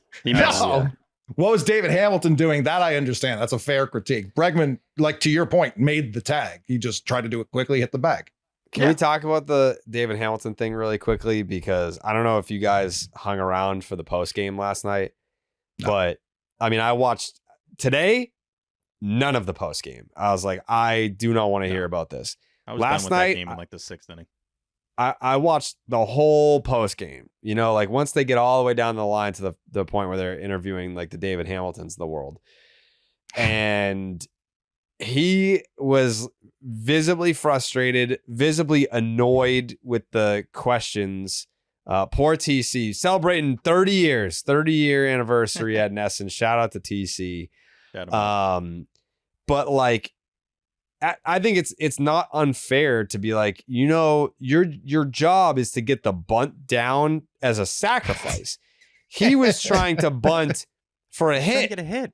Yeah, like Did Cora confirm that? Because he went after all three as if he was trying to get a hit. Okay. Yeah, Cora said it after the game. He's like, Cora need to was be trying to push the runner along. Yeah, like he was asked kind of the same question that Hamilton got asked, like, why were you trying to run down the baseline before you got the fucking bunt down? And I like David Hamilton, but like, if you can't get a bunt down, man, like, what do we do? Like, you're not helping the team in any other way. He got thrown out trying to steal second base as a pinch runner. The defense has been shoddy at times. He hasn't hit for shit this year. And you're asked to put down a sacrifice bunt, and you're trying to bunt for a hit. That's not what they asked you to do, man. And then after the game, I get being frustrated. It's been a tough year for David Hamilton. I'm sure he's dying to contribute to this team. But you can't get annoyed with someone asking you like, hey, like, why were you trying to run? Like, were you trying to bunt for a hit, or like, was it supposed to be a sacrifice bunt? And it's like, and he was like, yeah, like maybe I should try like what you're saying I should do. Oh, I hate that. Yeah. So it's like, he's right. He should try to do whoever was talking to you. Yeah. He's correct. Yeah. Like, I don't know. You can't get mad at the people asking you like, take me through this fuck up, like, because it was obvious. It was obvious, sitting there even as a casual baseball fan, you have to know that you wouldn't be asked to bunt for a hit in that spot. Like, you are being asked to move the runner over, and that's it. And you can't not I understand that if there's 2 strikes and you try to bunt and it's a foul, you're out. So you had 3 chances. Like, he struck out bunting. You had 3 chances to get a bunt down. And you couldn't do it. That can't happen. He's also the fastest guy in the stadium. This is the thing that drove me nuts. It's like, first off, there's never been anyone that's looked more like they're trying to get a hit on a bunt than the 3 attempts that he made trying to put the bunt down there when it's a sack bunt situation. Secondly, David, you're insanely fast. If you get this bunt down, you have a chance of being safe. Like, right. The point is to get the bunt down. Obviously, move the runner over. But in that situation, it's like he's doing the Ichiro thing. Like, he's already moving to first base while trying to get the bunt down. I'm yelling at my TV as it's going on because I was thinking that he was going to adjust as the pitches went on. It's like, all right, for some reason we tried to get a hit on pitch 1. Cora even said pitch 1, you can go for it. It's okay. Pitch one, I agree 1,000%. Even Fine. pitch 2, it's like they're certainly expecting it at this point. Once you get 2 on you, like, you have one job, son. You have one job, young man, and that's to lay it down and wear the crown. I need you, by the time the pitcher gets the ball back from the second one, to already be like standing there with the bat in the widest stance you've ever had in your life. Like, I want you to yell to everyone there, I'm button, and I'm not trying to get a hit this time. Like Happy Gilmore in the cage, just ready to wear one, like facing it. I can bunt this with my face. Like, that's how ready I am to bunt this ball. And instead, he's doing the little quick tappy toes thing. And I'm like, what are you fucking doing? Because in terms of, I know we probably see the charts way too much. Those like win percentage charts. Those kind of drive me nuts of like, oh, really? When the team like hit a grand slam in the 9th, it made their win percentage go up. That was probably one of the biggest ones. Obviously, the Roman hit's huge. But when you get that first out and the guy can't put the bunt down, I felt like the game was over at that point. Not even being dramatic. It was like, oh, okay, I don't think they're winning this game. We're not a good extra innings team. I don't know what the record one of the worst, is, but I 1-8 on the road. I just feel like strategically, organizationally, so I'm not blaming Cora, I'm not blaming anyone individually. It doesn't feel like we have a plan, because I do think you need a road plan and a home plan for extra innings, and I don't think we have any type of plan. I just think in that spot, like, if David Hamilton can't, put a bunt down, I know he's fast, and I understand they love how he can pinch run. You need somebody who can do the small fundamental things. Like, and I don't know if that's a Nick Sogard or whoever you want to name it. I trust Nick Sogard to put the bunt down. I trust him to do those small little details. And like David Hamilton, if you're not doing that, and I'm those guys down in AAA, I'm saying, what the fuck has this guy done to deserve this spot on the roster? It's just fast. I hate to say it, but I think them not trading David Hamilton this past offseason for whatever awesome starting pitcher they supposedly could have gotten, they're like, It's out there. Was it Luis Castillo? Yep. Yeah. Seeing Luis Castillo do what he's doing for the Mariners, and then it's like, well, you guys didn't fucking trade him for that guy, so he better contribute on the big league roster. So I don't know. I think that's probably a factor in the opportunities that he's gotten. But to your point, T, I guess up until I saw it with my own two eyes, I would have had faith in David Hamilton's ability to get a bunt down. But now that I've seen it, I think I would prefer someone like Nick Sogard in that spot. There was another moment this year where we had a similar conversation about him not being able to get a bunt down. I can't remember exactly the game, but it's not the first time we've had this combo this year. I also think it's so wildly disrespectful to any baseball player who's not also a pitcher to ask them to bunt with 2 strikes. Like let him swing it at that point, man. Just let him swing. Well, especially when, to your point, Coley, of like the home plan, road plan, like Cora said many a time, the goal is to get 2 runs, especially like on the road. If you're in the home team, if you're the Padres, and I don't know if that story was true or not, that Laureano didn't know what the bunt sign was, so he was just swinging away. That was actually kind of funny because that's such a bunt play right there. It's also tough when you combo the sliding over the bag thing. And I was on Hamilton's side with that. I thought that was stupid, where it's like Bogey's basically body checking him. It's like, the odds of his glove coming off the base by a centimeter is pretty high there. So I'm more on Hamilton's side with that. But when you're, comboing that up with 3 attempts to bunt and none of them were fair, you fouled all of them off and you did the try to get a hit thing in every single scenario. That looks really bad on a guy that's also like, what's been his moment this year? Has he had any? I can't think of any. He had 1 home run this year, I think. He had the Rays moment, the solo shot in Tampa. Yeah. So he has that. That's his only moment, I think, from the entire season. I think in that same conversation, I think he did acknowledge that Bogey might have pushed his hand off the bag, but like, yeah, I mean, but even me just sitting there, I had to fight the temptations to not tweet that. I was like, it doesn't matter. Like they looked at it, he's out. Like what? Like me complaining about it was. It's a stupid rule, but every player does it. I've seen Trevor Story do it to guys too. Like it's not. If you're watching and you see these replays at second, they're all trying to do the same thing because the stupid rules allow them. If you just come off, even if it's not the initial play, they're looking to get those super technical outs because they're trying to win a ball game. Yeah. It's also if you grab, like I give Xander a lot of credit, not even for that, because Rafaela came off the bag later too. And that one, I'm like watching the slide. I'm like, why are they doing this? Xander, you can't block the bag anymore, obviously, anywhere. The way he was fielding these balls was forcing guys to slide very deep, like deeper than second base. Like that's shout out a guy like that. Can you imagine? Yeah. Also, I feel like I've made this point before, but why doesn't every base runner use the oven mitt? Because it extends the length of your fucking hand. It does, but your hand's now one object. I feel like with fingers, you have a better chance of holding on to the base than sliding off it. Because Hamilton had it on. And he was just saying, like, because he now has one big ass finger, basically. I guess, but you can slide up and over it and have your whole body on the bag. Like if you can't hang on to it. When that came around, I think we had joked about like just get the biggest oven mitt in the planet and then just start diving like halfway down the base. And just, you'll be safe. It extends your reach. What like I don't know. I would have one. It does infuriate me, and I get whatever. It's part of the game where if you're trying to tag him, you can get a little extra push, and that's legal. But it just feels so stupid. It doesn't feel like that's the point of replay. Right when I saw the slow mo, I'm like, he's out, and he should be safe. He should be safe. What's up? Safe. He should be safe. He should be safe.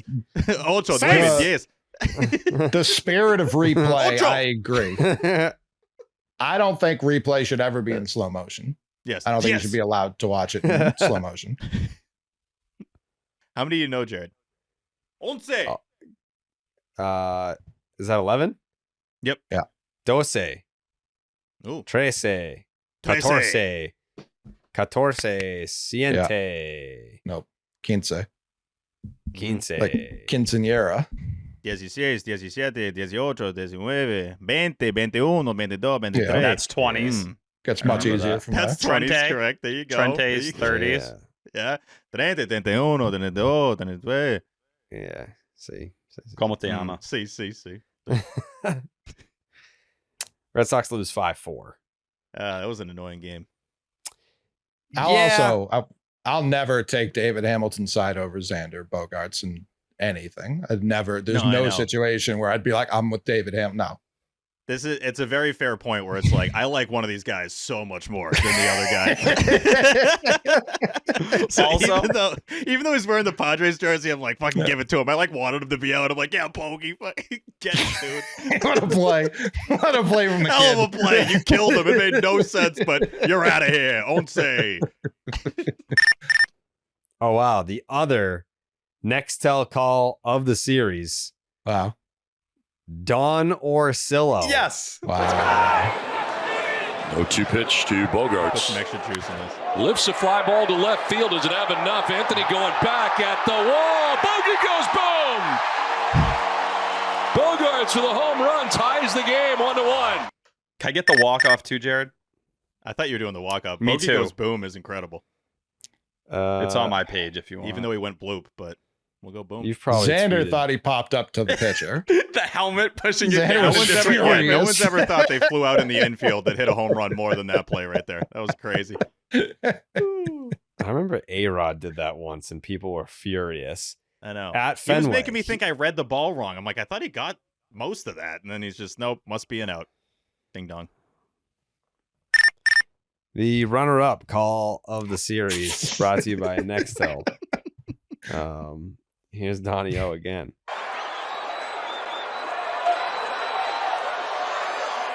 Laureano chops one to left field. Bogaerts being waved around. He's coming around. Oh, the Padres walk it off. Ramon Laureano drives in the game winner.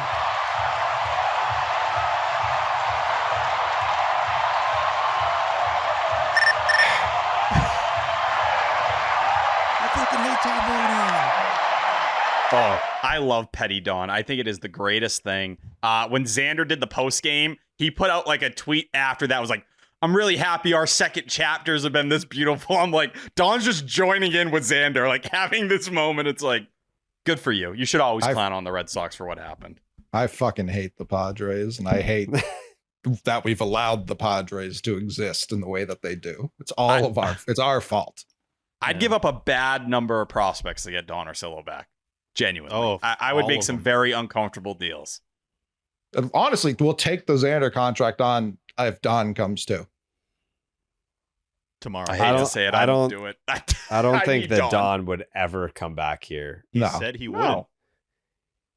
Yeah. I think if they sold and there were new owners, he would.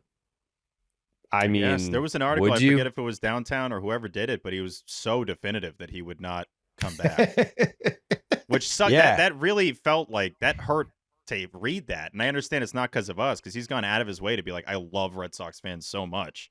But it makes you. I mean, it makes he it even is more one. clear how much he hates the people that made the decision. Right. Yeah, I think. Yeah, even if they sold the team, I mean, would you leave San Diego at this point? No. Yeah. And him and Mark Grant seem to like be fucking boys. Like they Yeah. do those road trips together. Like, We'll take Grant. We'll take Sure. MG. Yeah, of course. well, I think Don enjoys it too because he can sit and point at what it's been in the Dave O'Brien era, and he knows the reception. He knows how fans feel. And he can kind of just be like, look, that's all it is. Like, it speaks for itself how fans feel about the entire situation 10 years later. Like, nobody's opinion has changed. Everyone feels as strongly as they did back then. That's the ultimate fuck you. I was right. You guys are wrong and idiots, because it hasn't aged poorly. It just ages better over time.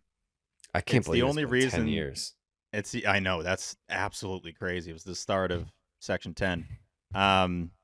It's the only reason I dislike that the Twitter like function is gone in terms of seeing who's liking what is because I would love to check on what Don's like. And Don's likes were so funny. It was just like Nesson, worst company of all time, like Table Brian blows. And he's just like, boom, let me heart that. Don, a million times better than everybody Nesson's rolling out here. Bang. He liked a couple of my tweets during the series. I was like, he's searching his name. I didn't at him or anything. He's searching his name in between innings. I've blown Don on Twitter many a time. Immediate like, I'm like, love you, Donnie. Boom.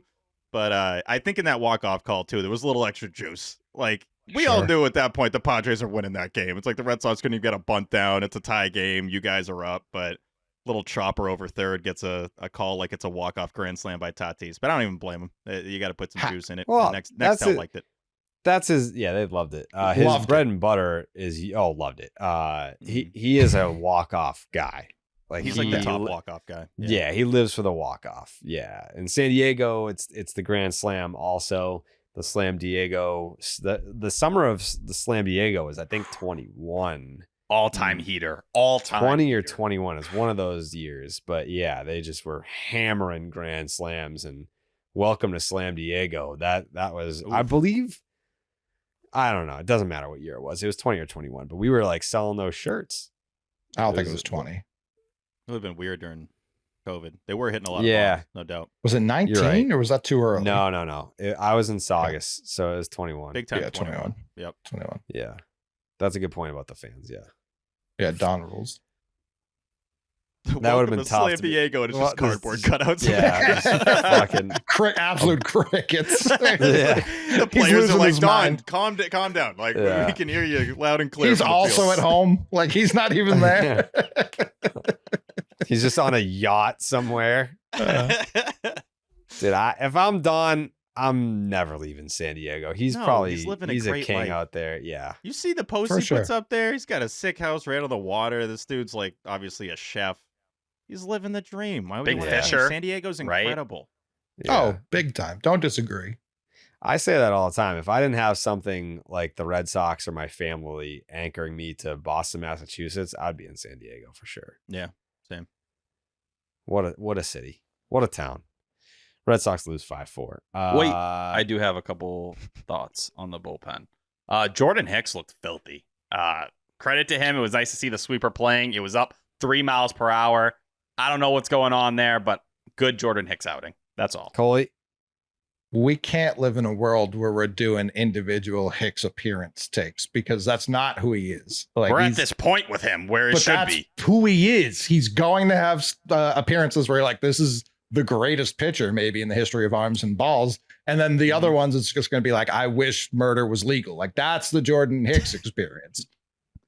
To see the sweeper 3 miles per hour up and it was that nasty, you get 6 whiffs total and 3 on it. I do think that's something to acknowledge. I don't know if he's throwing it differently or whatever it may be, but it stood out to me. T, what stands out to you about Chubbies? Chubbies. What doesn't stand out to me about Chubbies? Yep. Because I'm always talking about Chubbies all the time. I know. You won't shut up, dude. Like, this is a baseball podcast. Trying to talk about baseball, but this is the one time I know you begged for it. I'll let you talk about Chubbies. Yeah, everybody knows that I have very thick thighs that often rub up against each other and don't look very flattering in a lot of pairs of shorts. But, you know, ever since I got into Chubbies and I found out about them and they joined the podcast and became part of the family, I've been wearing their original stretch short and love how comfortable the elastic waistband is and how they come in 3 different lengths. Martha's always telling me that some of my old school, you know, I wear my shorts a little long. It's not really fitting these days. You want to go with some of the shorter, you gotta go above the 5 knee, seams some people talk about, right? Yeah, above the knee. I wore their classic line swim trunks to the beach this weekend, and I'm loving the stretchy fabric. And they have a built-in boxer brief liner that's super comfy. Now, I'm someone who used to wear their boxers under their swim shorts all the time because I was always worried I was going to lose my pants at the beach. If you've ever seen that episode of Zoe 101 where Dustin loses it, that was always one of my biggest fears in life. I'm not wearing their Friday shirt right now, but it's super lightweight and comfortable when I do wear it, especially on these hot summer days. But Chubbies is comfy, casual, and built for life. The Chubbies original stretch shorts can live on your legs. Available in long, short, and way short. They come with a relaxed fit, elastic waistband, and no fuss design. These are the kind of shorts you'll forget you're wearing until you get an onslaught of high fives and compliments. That's all I want in life. I want people to acknowledge my great fashion choices. Pair those shorts with a Chubbies Performance Polo and you're good to go. For a brunch, backyard party, or accidentally crashing a wedding, pop shout out to you. With a structured collar that stays sharp, 4-way stretch for comfort, and breathable, moisture-wicking fabric, this polo keeps you cool and looking pulled together. It's wrinkle resistant too, which is perfect because let's be honest, you weren't going to iron it anyways. I don't own an iron, so I can't do anything to any of my clothes. It's either the dryer or nothing. And let's be real, no ad read is complete without a shout out to the classic line swim trunks. Shout them out. Thank Shout you, 'em out, Coley. dude.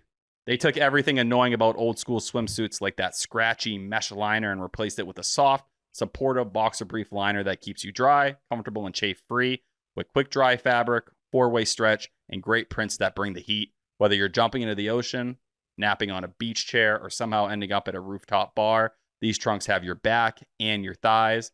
Whether you're suiting up for cannonballs, cookouts, or casual Fridays, Chubbies has you covered. For a limited time, Chubbies is giving our listeners $10 off your order with our code SECTION10 at chubbyshorts.com.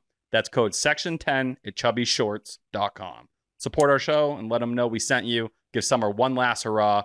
Keep the good vibes going with Chubbies. Shout out to Chubbies, man. I was a little nervous because kind of like T, I didn't really have like shorts or like a bathing suit. Like it's been a while since I've been in the game, but Chubbies kind of hooked it up for me, and it was my first like real like swimsuit experience probably since 20 years ago. Okay. So shout out to Chubbies, man. Really? I'd like to see you in a pair of swim I shorts. I would just wear like gym shorts.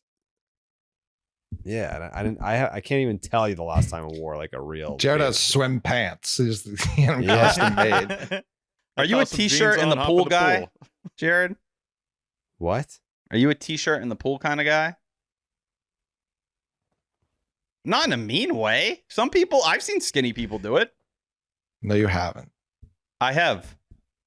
Why would you ask me that? Some people don't like the feeling of like their bare skin just touching the water, Water? especially in the ocean. I thought that's only a big guy thing. Am I wrong? That's definitely a fact. No, I've seen skinny people do it. It's fat people and old people with skin cancer. Those are the only people. Yeah. I feel like people wear like the swim, No. like it's like a, it's not like a Surfers? snorkel fit. Yeah, like, but along those lines. I've seen like kids rocking them and shit. You think I wear a bodysuit in the pool? I don't know. I've never been in a pool with you. That would be so funny. Just like a full wetsuit in the pool. He's gonna take a quick chip, honey. That's Puts the mask crazy. on. T. Yeah. Falls in backwards with the Just- tanks. Just- what part of that is refreshing? It's not like a community pool, and everyone's like, "What the fuck Yeah. is this guy doing?" She's at the YMCA in a full fucking Holiday scuba Inn diver pool. gear. Full go. Got the little flaps. No, I'm not a Yeah. t-shirt in the pool guy, T. I don't think I've seen Jared this offended, maybe ever. This I'm is sorry. Yeah. Well, I'm I'm not not either. sensitive he is about his weight. Yeah. a little fatty. I do need to get back in the gym. It's been almost 2 months. I can feel Wow. it. Been It losing shows. It honestly does. I've Mhm. been losing it. You look Oh, man. thick in a good way.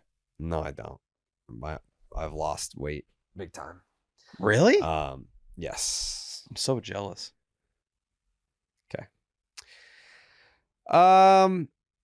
Today's game sucked. I didn't enjoy any of it really. I mean, even the comeback pissed me off. Just because it's like, oh, we're gonna show a little sign of life just to, like, I guess I would rather just get shut out. Just like get me to the end of this thing, get me the fuck out of here, than have a situation where one swing in the bat, like you're down 5-0, but then you have a 1-inning rally where one swing in the bat gives you a lead. I didn't want hope today.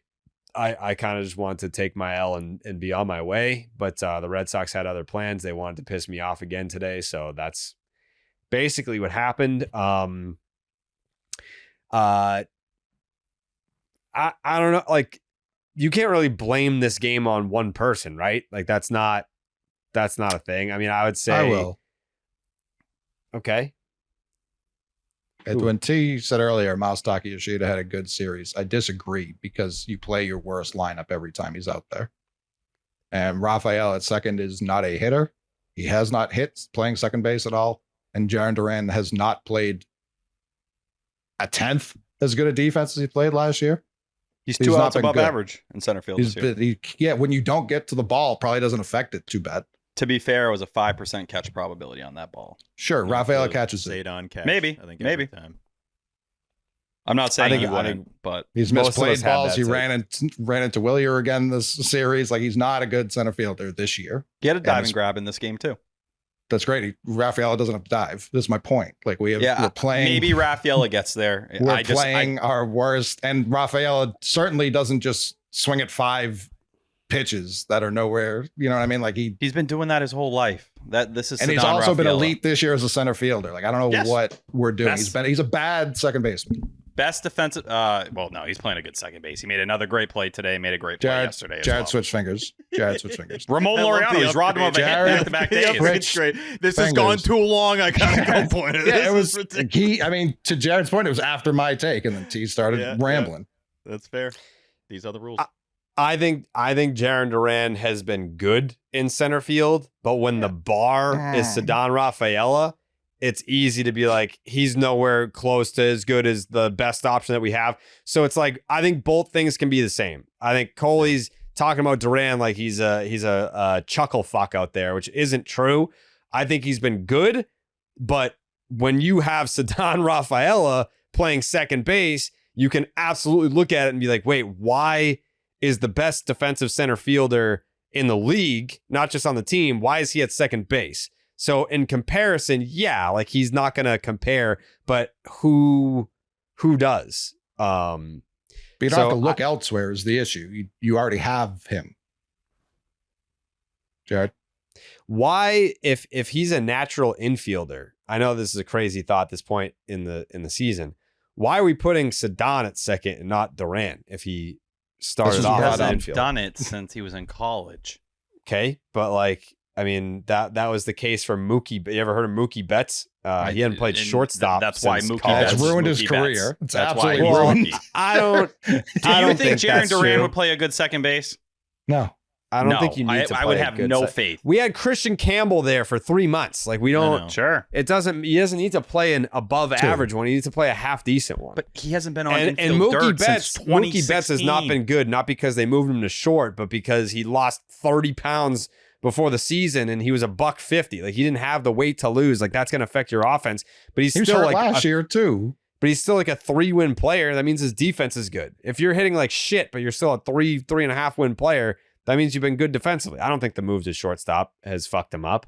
I think he got really sick and got behind the ball and never put the weight back on. It's like, I make fun of Duran all the time. I don't notice that Duran loses weight, but I know you must. Like, if you put on all this muscle during the offseason, then you're playing baseball every single day and you're running around, and like when you get to the field at 1 o'clock, you can barely eat sometimes. He probably loses weight. So to fuck with him, I'll say, like, you're looking skinny today. He doesn't, but I feel like if you're Mookie Betts, like, I think Duran, it's easier to put on muscle mass. Whereas Mookie Betts, I think his body just naturally wants to be skinny. I'm with you there. Like, it sucks. But yeah, I think he just lost the weight and never got to put it back on. So I think that's his problem. But I don't know. I mean, he was also hurt and not as good last year too. Yeah. I mean, like, if it were May 28th, then I think I would be like, why aren't we putting Duran at second? Like, just entertain it. Yeah, people said that when Campbell got sent down. They were like, all right, Duran can play second, and they didn't do it then. Like, T's right. If he was ever good, we've needed a second baseman. Well, we didn't have They haven't even considered it. We didn't have all you need to know. It tells you all you need to know. Right, but we didn't have a second baseman at any point since we drafted Jarren Duran until still right now. We have not had a second baseman. Pedroia was the last capable second baseman we've had. Story, no respect. Ironically enough. Yeah, Story. But he's not a second baseman. Sure, but he was good. That's fine. He was good. Fine. He was a good shortstop playing second base, but he wasn't a second baseman. Well, that's what Marcelo was. That's kind of every second baseman in Major League Baseball. Though, True. is they were good shortstops at some point in their lives that got moved to second. So like I also still contend in college. The last 2 years don't go as if they did if he just stayed at second. Yeah. It's also when you have this conversation of what you're going to do if you move Rafaela and you move Drohan to DH, who do you want playing second base every day? Who do you trust? Romy. You're going to play Romy every day? It's an option. I mean, they haven't done it yet. Yeah, he'd be fine. He'd be well, fine. his defense isn't good at second base either. He's a poor defender. I don't care. But they've had poor defenders there. Yeah. Well, that's not what Rafaela is. Rafaela is not a poor defender at second base. He's an inconsistent defender. His highs are still there because he's a crazy athlete, but he isn't consistently good. I think he's been a lot better this year than any time we saw him at shortstop last year. Sure, it's an easier position. Yeah. But there's been he's had more peaks. He's been bad turning two, which everyone we've had play second this year is from that side of the bag. But obviously, he made the diving play to get the double play at second. Like that's kind of to me what he's like been hanging on, and he still makes. Today he made an exceptional catch. I was listening on the radio. Monaco's like he can do it everywhere. Will Fleming was like get him right back to center today. In a perfect world, I think he is out there. I do. I just don't think like if Meyer's able to come back, you're going to get that wish. Like they're going to put Meyer at second, and you'll get Cedon in center, and it'll be Duran and Roman rotating the DH spot. Jerry had alluded to this, and it's not wrong. This is part of what you sign up for, having Cedon at second and Jared in center. Like you're not going to have the miraculous plays that Cedon's willing to make, a normal play that he can make in center field. Jaron probably isn't going to make that. It's just unfortunate when it's this eye-opening, like in the finale, because I think Rafaela makes that play. I think he makes that catch. It's a 0-0 game. It makes this Bello start look a lot better, which I thought was a pretty good start overall. The numbers don't really line up with how the start went. I don't think this is a 5 earned kind of start by any means, but this is what the trade-off is. If you're going to have Jaron in center and Cedon in second, there's going to be little differences like this where that ball's going to drop. And all of a sudden it's 2-0 instead of 0-0 all the way till whatever the 5th inning. Yeah, I'm completely fine with Romy or obviously Campbell and Sogard. Like we have better options, and any of those 3 people playing second base regularly is better. I would not allow Campbell to play second base. I would not. They keep doing the worst it though. defender That's at second base. You can't say like they're never going to play Duran there because they don't play him there. They're still playing Campbell there and at first, and I don't think either of those are his position long term. But they're still playing him at both. No, I just think Campbell was he was so damaging to the team when he was at second base. You cannot run that back because I think at first base, he's actually shown recently a couple nice grabs the last couple days. He almost looks better at first base than second base. Still not the smoothest. But I have a hard time if you sent Campbell down because he was the worst defensive second baseman in the sport, and now you're going back and throwing him back in there. I'd rather live with Jaron Duran in center and Cedon at second. They didn't send him down because his defense was bad. I think that was a majority of the reason he was sent down. No. It was because he hit 074 for him. I think being the worst defender at second base in the sport. I think it was both. I'm not saying they didn't want him to work on his second base. If he played adequate defense, he would have had a much longer leach. Being the worst defender in the sport to the point where because Coley, you knew when he was getting sent down, when they were pinch defensive replacing him every single game in the 7th inning. That's when I'm not denying that, but Coley, that's when the signs started coming. They wouldn't have done that if he was hitting. They would have kept him out there. He wasn't hitting. That's why they were like, we're not losing his bat, so why not? He was such an issue late in games. They could not take the risk of him being out there. They had to go with David Hamilton. Because if you put David Hamilton in the game, David Hamilton wasn't hitting for shit either. He had nothing to offer you. But he doesn't field well. David Hamilton could play second base. David Hamilton's a good second baseman. Good's way too strong. Metrically, he is. Yeah, I don't care about the metrically. David Hamilton can play second base. Yes. This is why the Red Sox didn't trade him, because they think he's an elite shortstop. I don't think he can play shortstop. I didn't say you did. I'm saying that's why the Red Sox didn't trade him. Right this year, David Hamilton at second base is 7 defensive runs saved. There's no way he's played enough. He can to accumulate 7. That's all. I'm just telling you. That's what it is. Last year he had 8. I think he was much better at everything last year. I think he sucks at shortstop in general. I think he sucks. Bad at baseball. Not a good baseball player. I was a little surprised there wasn't more talk. And T, I don't know if you thought this, but like the Story play there with the Tatis ball kind of stunned. Story didn't get that ball. He should have knocked that wasn't that really ball mentioned down on the broadcast. It was like, oh, you got to get that. And from what we expect from Trevor Story, I was stunned that got through to the outfield. Doesn't make a huge difference, but that's an extra run that where you have that rally in the 7th inning, you feel a little closer if that's 4-2 instead of 5-2.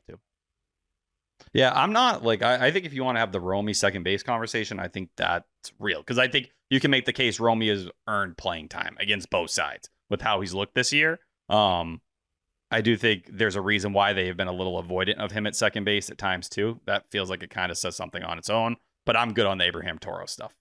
So like how you want to figure that situation out between first base and second base. It's another reason why I wish they went and got help at first base because it would make flexibility with this stuff a lot easier. But Cora continues to say they believe in Yoshida, so like doesn't feel like that's something that's going away anytime soon either. It's crazy. It's just I don't know. I think they probably regret bringing him back at this point in time because it's just made the whole puzzle a lot more complicated. It was one of the first things they said after the trade. They were like, we can't wait to fast track him back to the majors. And it's like, what? Why? Why are we doing this? I don't understand it. I mean, I do. It's obviously the money. But I don't know. It's just, I don't know who said it earlier. It's not their best team. When he's in the lineup, it's not your best team. It's not your best lineup. Anyways, I don't want to get too down on this series. Like to go back to what I said earlier, you weren't going to win out every series. You weren't going to win out every game. You have to have your losses, and you certainly weren't going to win every single series for the rest of the way. It's just a bummer because, again, you should have won on Saturday, which would have given us Ketchup. You absolutely should have won that game, and then you mix in the fact that like the Blue Jays, like you could have. Well, I guess you would have given the game. You'd be in the same spot, which is why if the Blue Jays lost today, it's like, okay, nothing changed. Yeah. And you're only 4 back, which isn't a huge swing. If they lost today, they would have picked up a game this weekend, which is crazy to think. Yeah. You would have been 3. Yeah. You would have picked out, you would have been 2 out coming into today, and then you would have lost a game going back to that plays a huge role. And we had mentioned it earlier, but the fact that you're in the same spot in the AL East standings that you were when the series started. If you're going to lose a series, I would want to do it to a team in the Padres that I wouldn't be stunned if they come out of the NL. The Blue Jays took 2 out of 3. Steve keeps saying they took 1 out of 3. They took 2 out of 3. They took 1 out of 3. We were 3 back coming into this series. We were 4 back coming in. 4 back. It was 4? Yeah, it was 4 because they swept the Rockies. My mistake. I thought it was. Good. I think they had blown a lead late, so I think it was one of those. Maybe that's what it was. Yeah, but no, even this game, yeah, bases loaded. Shohei 1 out in the 9th, and the Jays didn't give up any runs there, so that was surprising. That's big. But that plays a big role too. Like if you're gonna lose a series, I would want it to be to a team that's got this fucking mega bullpen and some stars in the lineup on the road. Okay, fine. It felt like Cora highlighting that as many times as he did. He's like, look what they did at the deadline. It was like, Yeah, I don't think that was by accident. Nope, I don't either. And I think that he's not complaining like he did in years past, and I don't think he's allowed to complain like years past. But I think certain things like that, where you're highlighting what they did at the deadline multiple times, speaks volumes. I don't know if there's a way to look this up. I wish there was, and maybe T, but the walking runs in thing, I tried. So I know they lead the league. Is there a way to? Yeah, I know. This is the type of thing where like just take my word for it, and if you try to prove me wrong, I bet you can't because I don't know who the fuck tracks this. Honestly. They had it on Nesson as like a legit stat. Okay, not a number, but Lenny DiNardo said they told him like he was like, "Yep, they told us. They gave us the number of that." The Red Sox want all my stats. Someone we don't know told Lenny DiNardo. Whoever's doing the stats. Who is now informing the rest of us. I love that it's just assumed Lenny's obviously the guy that we're getting our walked-in run stats from. He knows. The pitching stat guy told Lenny. Lenny told us. Now we know.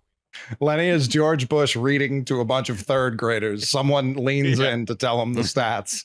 And he relays it to the rest of America. I have just been informed the unfortunate news. The Red Sox do indeed lead the majors in walked runs in stat. The WRI. I need to know where they are. It just feels like we watch enough games that it just feels like they got to be number 1. It happens so much more than the other teams do to us. I can't think of many times that the Red Sox get to walk and touch home plate. Like, it doesn't happen often. No, we love swinging. We fucking love swinging. Dude, speaking of that, I was looking up the splits for Rafaela because it felt like since the break and overall this year, and this is the one thing Cezanne hates when I say, but that he just swings at everything. I couldn't believe this, and I still can't fully believe it, but looking at Baseball Reference and 2-0 counts this year, and this, even saying this now, it sounds like this is going to be wrong, that he's only had 2 of those scenarios all season, that Cedon's gotten to a 2-0 count. It said 2 at-bats. I'm like, that can't be right, that's only happened twice this entire season. But I think that does highlight the fact that he's up there and he's hacking, and that's happened since the break. I know it was happening before the break and the numbers were good, but he's hitting 208 since the All-Star break. I know Cole, you allude to the second base thing, and I get that, but I don't know if it should have this much of an impact on his at-bats. It's part of who he is. You're going to have highs and lows. That is the profile. And to his credit, where he ends up in the middle is higher than I thought it would be. But I do think this is just part of the Ceddanne Rafaela experience. Like, he's going to be the hottest guy on the team for a month, and then the next month he's going to be on the colder side. He's an 802 OPS as a center fielder. It doesn't factor in today's. What did he go? 0 for today? Well, it doesn't matter. He was second base today. Right? That's what I'm saying. I was about to read his second base, but Baseball Reference doesn't factor it in. Yeah. So it's lower than it's lower than 321. Oof. Okay. Yeah, he was 0 for 4 today. Yeah, so it's like a 290. I don't know. OPS? Yeah, OPS. It's 321 before factoring in today and potentially yesterday. I don't know how late Baseball Reference is on this one, but it's certainly lower. He had the one infield hit yesterday? Yeah, down the third base line. But it's 14 games total at second base? Yeah, it's like 100 plate appearances. See, I got less. Excuse me, 50. Yeah, I was about to say I got 48. I get stuck on, like, why would it matter this much for a guy that's like the most confident player on the team and still makes great plays at second base? Do we really think he carries it over to the plate this much and that it's going to have this big an impact? No, but clearly there's a line in the sand here where it's like, oh, when he was playing center, he did this. Yeah. And when he plays second, he does that. It's easy to look at that. 300 OPS is crazy. So, like, that, I think it's just you caught him after the hottest stretch of his entire career where he went nuclear for a couple months. I think that's what it is. I think he's cooled down, and you're getting the regression to the mean. I think that's what it is. I don't think it's that he can't hit when he plays second base. But I don't know. It's fair. Like, if you have that take, moved, like, you can have that. The splits are crazy. If I got moved off my position where I was in legitimate platinum glove conversations, not just fanboys, legitimate platinum glove conversations, and I had to move, yeah, that would affect my day-to-day for sure. Yeah. See, I don't think Ceddanne Rafaela is that guy. I think Ceddanne Rafaela. I'm not saying it in a negative. I'm not saying it in a negative way. Oh, it's tearing apart the clubhouse. I'm just saying, like, damn, what else do I have to do? I understand I'm versatile, but like that's like a Hall of Fame thing. You know what I mean? Like, platinum gloves, they give out 1. You know what I'm saying? Like, it's not Gold Glove, all that. Like, yeah, that's like the type of thing where if I start accumulating those now, who knows what I'm looking like in 10 years. But if the whole mantra of the team is like, we're going to be opposite Rafi, like, whatever the team needs, we'll go and do it. Like, this is what it is. They're not doing that because Yoshida would not be playing if that was the case. I mean, no, I think when if your team slogan is "I'll do it as ever best for the team," I don't think Masa's going to be like, "All right, then I'll just fuck off. I'll kill myself. You know, like, I'm just going to die. I'll go back to tourism." Yeah, but that's on the manager too. Like, that's going to be like, listen, you're not playing if we have better options. That's got to be an upstairs initiative. That's on Craig like, too. Yeah, they didn't need to bring him back. He didn't need to come back. I also think they believe Yoshida's at least a league average bat. I don't think they believe in Yoshida at all, based on what we know. I think they think he can be a league average bat against right-handed pitching. I believe that. But how much value that has with the current team, but he has been throughout. How many plate appearances has he had against right-handed pitching since coming back? But it's just he's come back in the middle of the year. Like, I'm going to take what he did the last 2 years. How many plate appearances has he had against right-handed pitching since coming back? This year, 50. Same as Rafaela at second base. That makes sense. That tracks. Yeah, for his career. But no, for for Yoshida's career against right-handed pitching, right? We're going to talk the last 3 seasons. Handed. Let's go to advance here. It is, hold on, 296, 347, 457 with an 804 OPS, a 121 WRC+. And that includes this year, where he's sucked for 50 plate appearances. Gary? Let me ask you guys this question. If and when the Red Sox make it to the postseason, game 1 of the playoffs, do you believe that they're going to have Ceddanne Rafaela at second base, or will they be like, these games are do or die, we need him in center field? I think they're going to probably play him in both. I think he's going to start the game at second and end the game in center. Yep. Yeah. I agree. That's the highest probability. Because who are you taking out if he's playing in the outfield? I think Durant DHs. Yeah. If the playoffs start today, Yes. maybe. Yes, okay. Yes, if the playoffs started today, I can't have it could be anyone in center field. So it's not like I can't have Duran in center. I can't not have Rafaela in center. And I also can't have Yoshida as my DH. So I don't know. Like, does Duran get upset if he's moved to DH? I don't know. Because in the case of Rafi being moved to DH, that made no sense. Stand on there. I don't know. That made no sense because Rafi had already gotten paid. It's not going to affect your bottom line. You've already got your massive deal. Duran could say, I mean, that me moving to DH when I was a pretty good defensive outfielder, that could hurt my bottom line at the end of the day. But what's so the best he for the could team, have a legit Jared? gripe about it. What's the best for the team? I don't think that he would never say that publicly, but I mean, he can't. If you were doing like if Underdog was just like, you need to only do baseball is dead, I would be like, well, you're cutting my value in half, and then when my contract is up, then what the hell? Like that's how I would say it. But if they had signed me to a 10-year contract and they said you have to pick a show, I'd be like, all right, well, I mean, I'm here for the next 10 years. You're paying me anyway. That's what you're basically doing with Durant. It's like, so he is a good defender. Just fuck off. Huh? So Yoshida should just fuck off since he got paid. Yeah. I don't know if he has grounds to stand on Yoshida if he's going to keep going like this. I don't think he really has much of a case. No, I'm saying he should just leave. Probably. The Durant one's a little tricky, though, because, like, I get what you're saying, Jared, but at the same time, he would have already put a couple handful of seasons together and shown you what he can do in the outfield, and it's very clear he would be doing that because of the roster, not because of his lack of ability. Like, I'm a DH because we have too many outfielders. It's not because, like, I can't play outfield. Right, but you're still a DH. Doesn't matter if you can do it. For a couple games, for like a few series, right?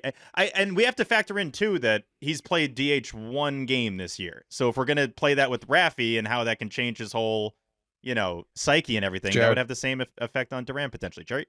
We're not just doing it for a couple of games because the Red Sox postseason berth is not promised. If that's the best team that you can put out there Masa's out, Rafaela's in center, then Durant has to either go to second base or DH, then like that needs to start sooner than game 1 of the playoffs. Well, like if you're fighting for your playoff life, if you got as far as whatever it was when we talked about last episode, 80-something%. What was it? 70-something?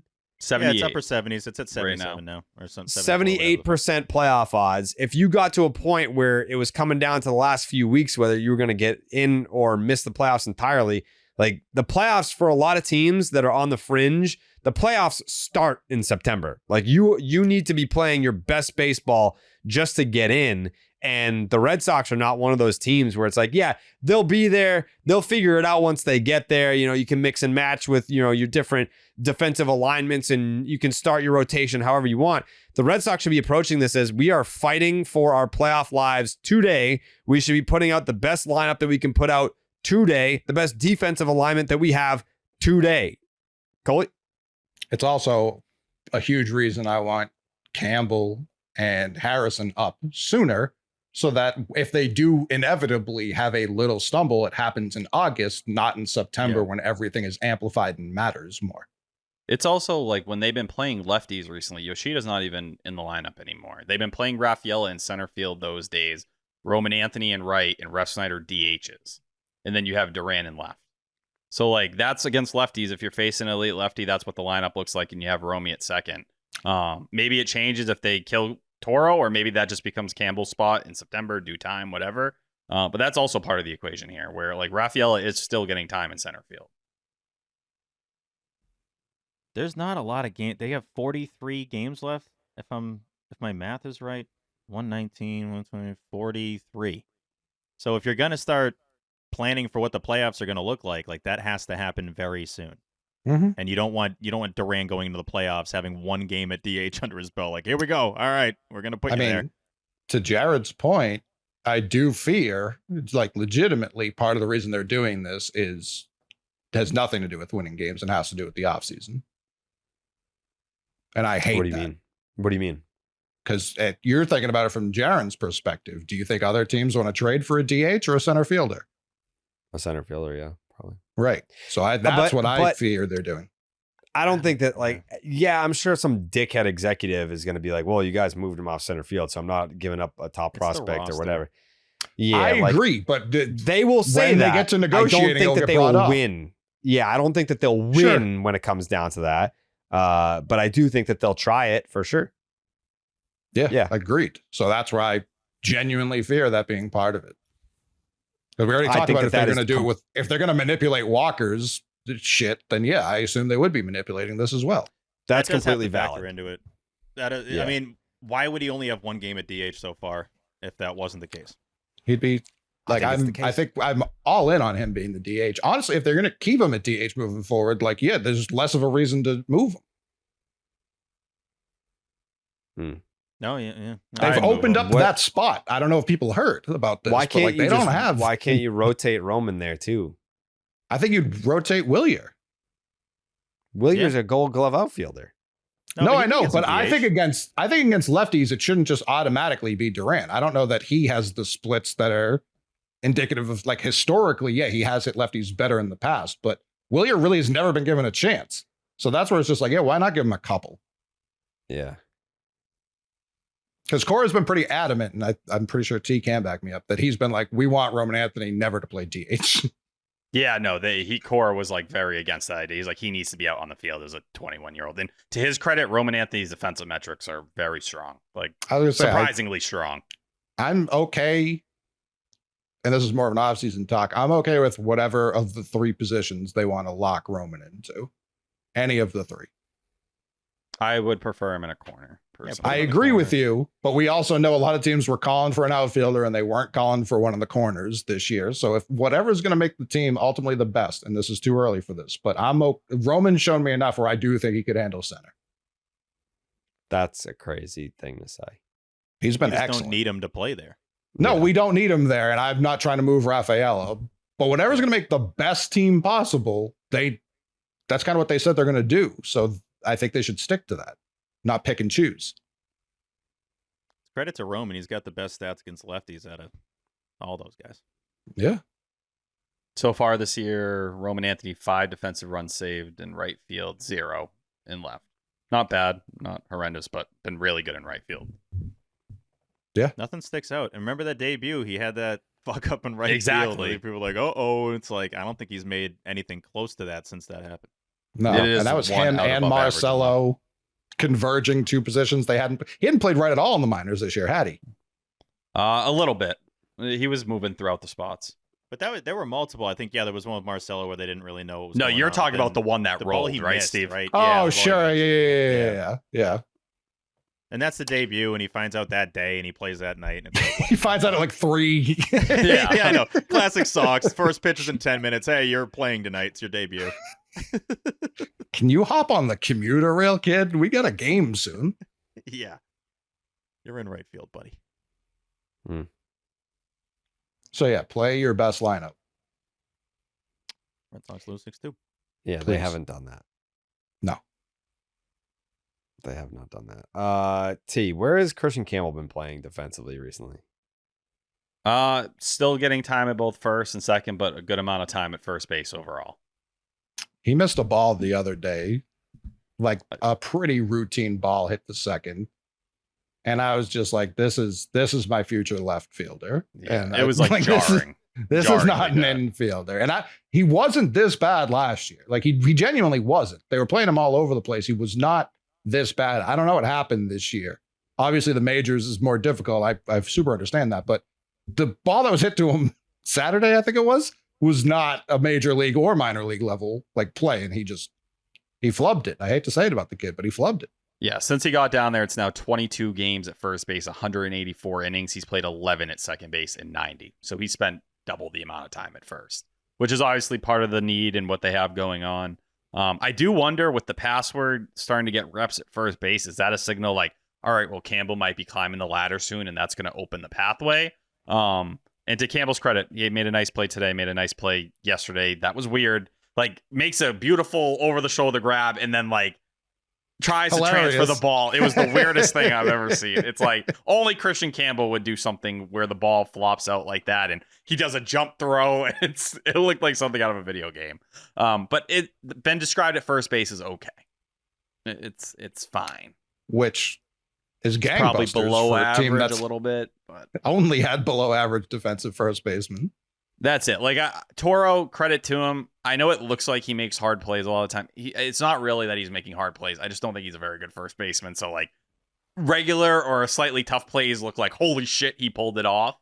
I'd be curious about how aggressive they feel about moving Campbell up at this point, or if they want to see him be better all the way through September. And personally, almost selfishly, I want to see him down there a little bit longer and to see him keep building up confidence. I mean, he looked pretty confident today. Huh? He did, but he pimped the shit out of a pole homer today. Yeah. I just don't know. Like, I'm excited about Campbell still. I'm excited about the password, but these dudes just do not have defensive positions. Like they keep moving them around to positions that the Red Sox need to address at the big league level. And it's like, in doing that, you're never going to be elite at that defensive position if you just keep getting moved around to positions that the Red Sox need to address at the big league level. I feel for Garcia because he's actually a good outfielder. Like I think it's pushing it a little bit in center, but he can play the hell out of a corner. Campbell, I don't think is good anywhere defensively. I don't think he'd be good. I genuinely think he'd be good in left. Why did we never hear about this when he was making his ascension? He wasn't this bad last year. I believe this was being said by the Sox prospect guys. I think they were very accurate on this, saying that he played a lot of positions but did not play any of them well.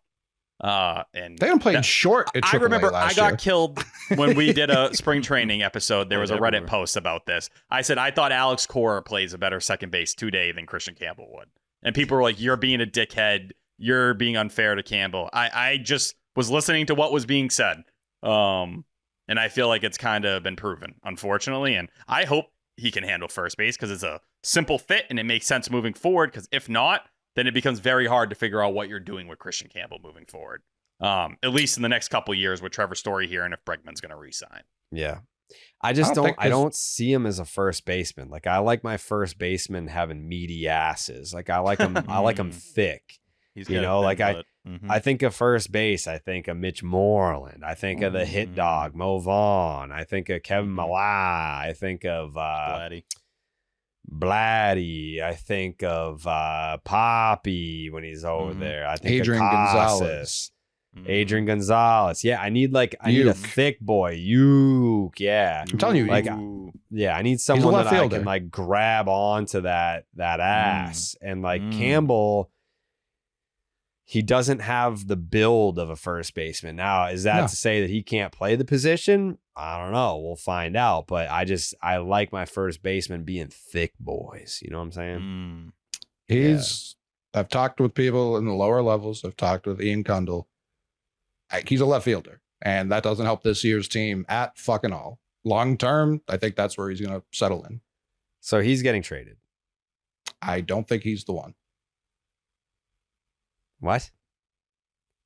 So then you're talking about moving potentially, and depending on what you do with DH, could it be Duran and Abreu versus just which I've been saying for weeks. Yeah. So would it be Sadan? Well, yeah, no, but I'm just playing out what you're saying, like Sadan in center. What are you saying, Coley? I think they probably move 2 outfielders. I think you move 2 of. I'll rephrase it. You move 2 of Rafaela, Campbell, Duran, and Abreu. Unless you're setting one of them as your DH, which they've been pretty adamant they don't want to have a regular DH. I mean, I guess that ship had sailed now that Vladdy signed his extension, because I think that they would have had him there for a very long time. He would have played some first base. I was going to say for a few years, but yeah, I mean, he was destined to be the team's DH at some point. But also, like, I think there's a pretty clear path for Casas to come back and contribute. And this is off-season talk, but I think if you're looking at Kristian Campbell, he had a crazy diving catch last year in Worcester, right, T? When he was playing in left, he was like sprinting out towards I do center. remember that one. Like, I do think they put him in center this year. This year in the major leagues, they played him in Started center. in left, and then Cora just changed his mind like 2 days into April. It was crazy. And he doesn't have the arm for a center. He doesn't have the athleticism for a center. I do think, especially with his hit profile, because that does matter with some of these defensive positions, he does profile like a left fielder. That doesn't fucking help this year at all. That's an off, and that's why they haven't tried him there since he got down to the minors. I do think first base for this year is fine. I think DH for this year is fine. I think left field is his long-term home. I just hope whatever it is, when he goes into the offseason, they tell him, work on this. Correct. One thing. Just do this. No more. We're not going to fuck around with you. Doesn't help to play all these positions and be bad at all of them. Like, it's genuinely useless in that sense. Right. He's not CJ Cron. He's not like a first base right fielder. Oh, that's not what he is. Yeah, the Kristian Campbell situation just makes me uncomfortable. It's annoying. I just wish it was easy. I wish it was, he makes the opening day roster, he signs the extension, and then we're talking potential, rookie of the year conversation. But it was one great month, one bad month, and smell you later. And now it's like it, because to me, I remember, we were blowing him all last year as a prospect, and I don't remember having the conversation of, well, where does he fit defensively? Like, I don't remember that. It was just like, this guy's awesome and can't wait for him to get up to the big leagues and continue being awesome. And now here we are. And it's like, well, to Coley's point, you're going to trade 2 outfielders? Like, how do you make room for this guy? Like, if he's not a second base, it would make everyone's life so much fucking easier if this guy could just play second base. Like, kinda. Because like Marcelo is much better defensively, always will. Like Marcelo's a natural defender, not gonna change. And unless Story opts out, like he needs a home too, and that's second.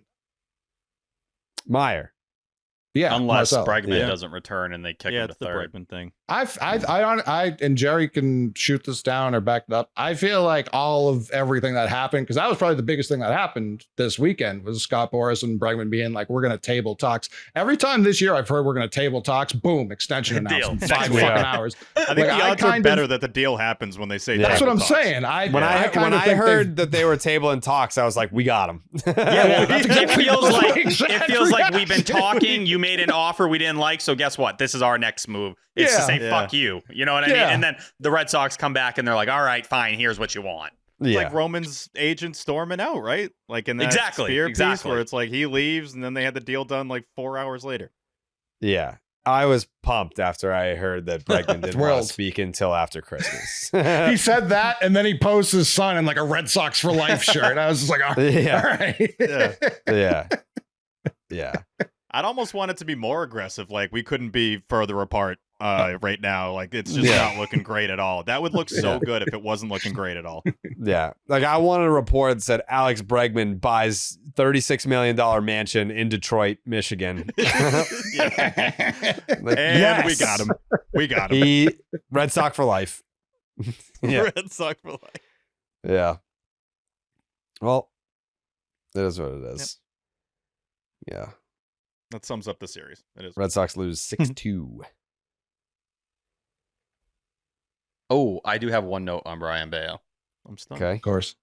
2 full miles per hour down on the changeup today. Had 6 whiffs on it alone. 13 total whiffs on the day. But considering he threw the changeup 12% of the time, his least out of any pitch, and all of a sudden he has his best changeup of the season when it's a couple of ticks lower. We've been saying it for some time now that he needs to throw it softer. Hopefully this is a sign that this is going to be a thing moving forward, because holy shit, it looked amazing today. Obviously some tough BABIP luck, and he fell, he went off the rails at the end. He was getting bibbity booped. Yep. Yeah. He's the exact guy I don't want my worst defense behind him. That's the exact guy I'm thinking of. Thank you, with that bibbity kind of boobs. alignment. Whole game. Mm-hmm. Was it Shane Drohan T who was just like, yeah, the Red Sox never taught me how to throw a changeup. I just thought I was supposed to throw a fastball really slow. I'm pretty sure that was a quote like That might 2 have been years him. ago. That sounds very Wait, right. that's hilarious. Just Which grip is it the same. I and just remember have, like, this, a yeah. slow release. I remember He the was like, just like, when I got to here, I just lightened it up and it got crushed. Just absolutely. I started lobbing balls in there. I'm like, change up. Bang! Every time they saw it coming, every time. That is Looking at the dugout, guys. Like, I'm doing the changeup. I'm changing it up out here. No one's I think it was a fastball, but a little slower. That's what I'm fucking doing, and it's getting crushed. It was written, I believe, as like one of the first success stories under like Bailey just being like, yeah, he told me that, and I lost my mind and Just taught him how to throw a change. That's crazy. I'm just dying at a guy like mid-rotation, just slowing it down. I mean, I think that John Boy had that clip of like, you know, Roman Anthony's looking at them in the dugout showing this is what the windup is for a fastball. This is what it is for a changeup. They just have the video. This is when the meatball's coming.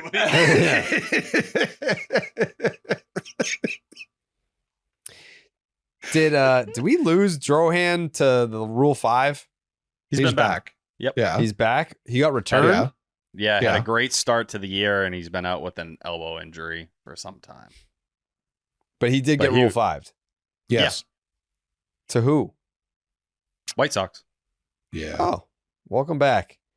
Yeah, he's been on the IL for like a long time. Yeah.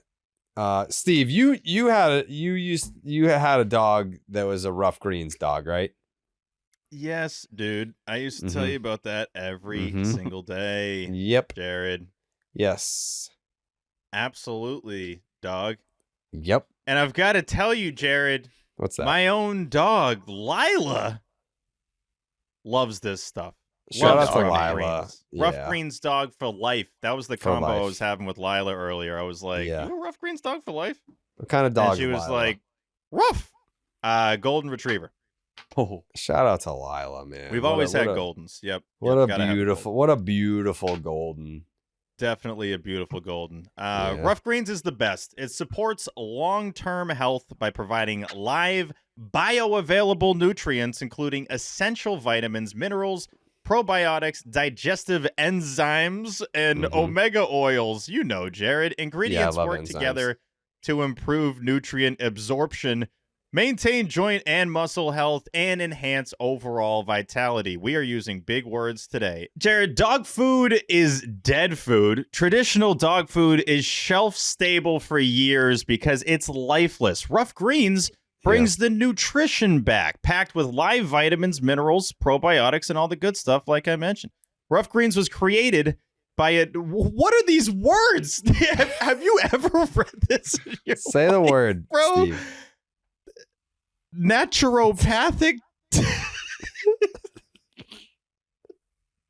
Am I Say- getting punked? say it. Naturopathic doctor Dennis Black, who Yeah. is a 40-year cancer survivor, and that's a lot of years to survive, and has been helping humans and their pets for over 25 years. That's a long time, Rough- man. That's a long Shout time. out Dr. Black. Shout him Yeah. out, dude. Na- Yeah. naturopathic. Rough Greens isn't a dog food. It's a live nutritional supplement you add to your dog's food. You don't have to change your dog's food to improve your dog's health.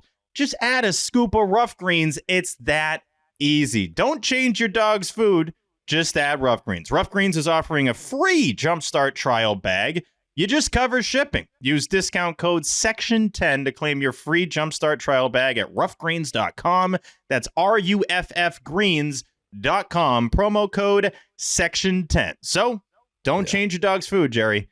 Just add Rough Greens and watch the health benefits come alive. There you go. Shout out to Rough Greens. Shout out to Lila too, man. Great What a pup. pup. Great what pup. a pup. Yeah. How She's old? been untied in the 8th probably as much as me. 6 times. Shout out to Lila, man. 6 times untied in the 8th, 6 years old. 6 years old.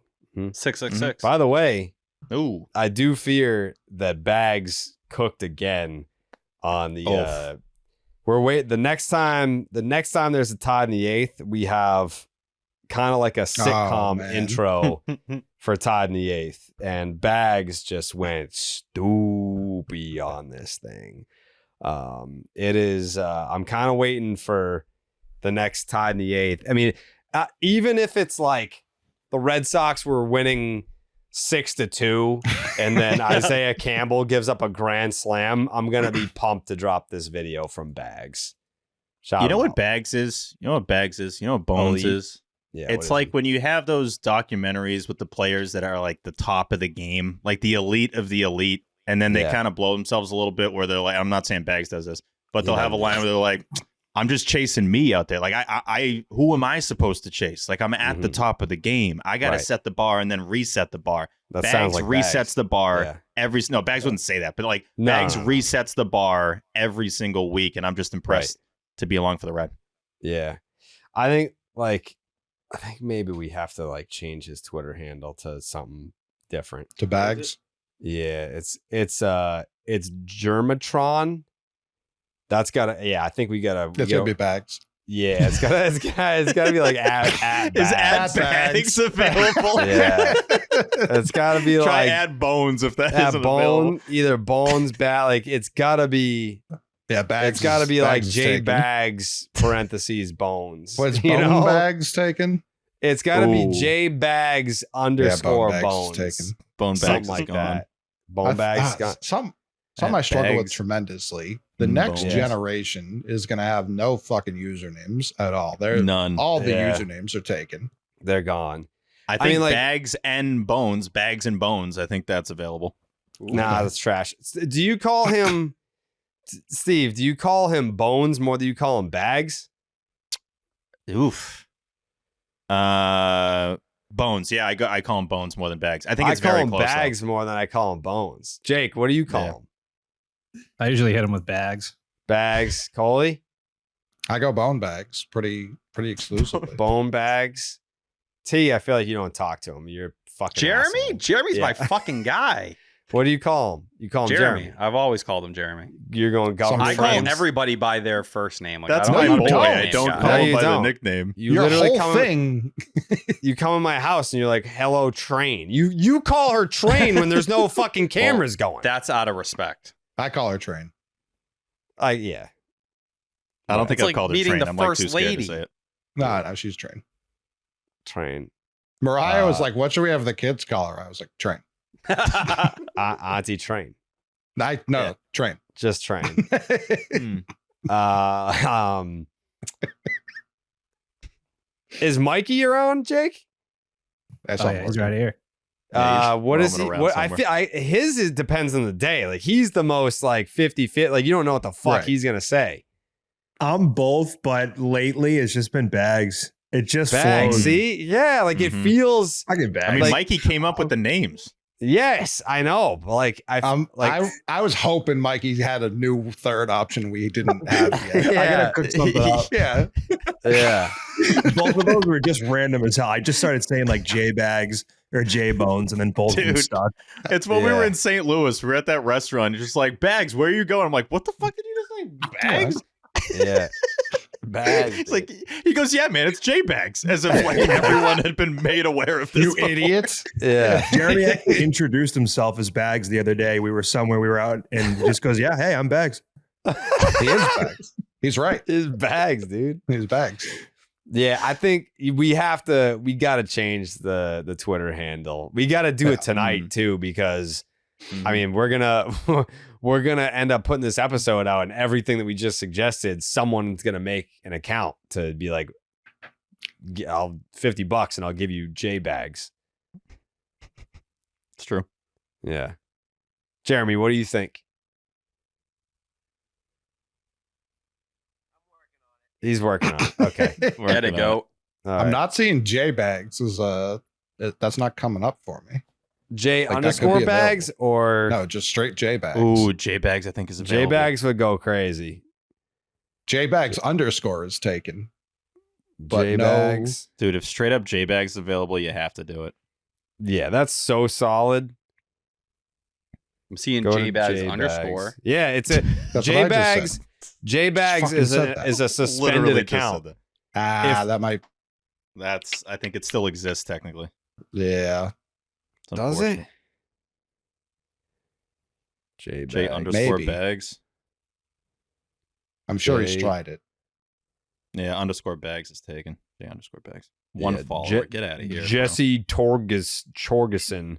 He hasn't tweeted since 2010. See, this is what Gaz was good at. It's like if someone had an account like that, he could go to Twitter and then be like, actually, it's ours now. I don't know how he did that, but yeah, like we had a great inactive accounts relationship like with that. Twitter. Yeah. That was a different regime though with Twitter as well. I don't know if they have people who do that Dude, anymore. J_Bones taken. No followers, no posts. Come on. What about J Justin Bones? Schultz.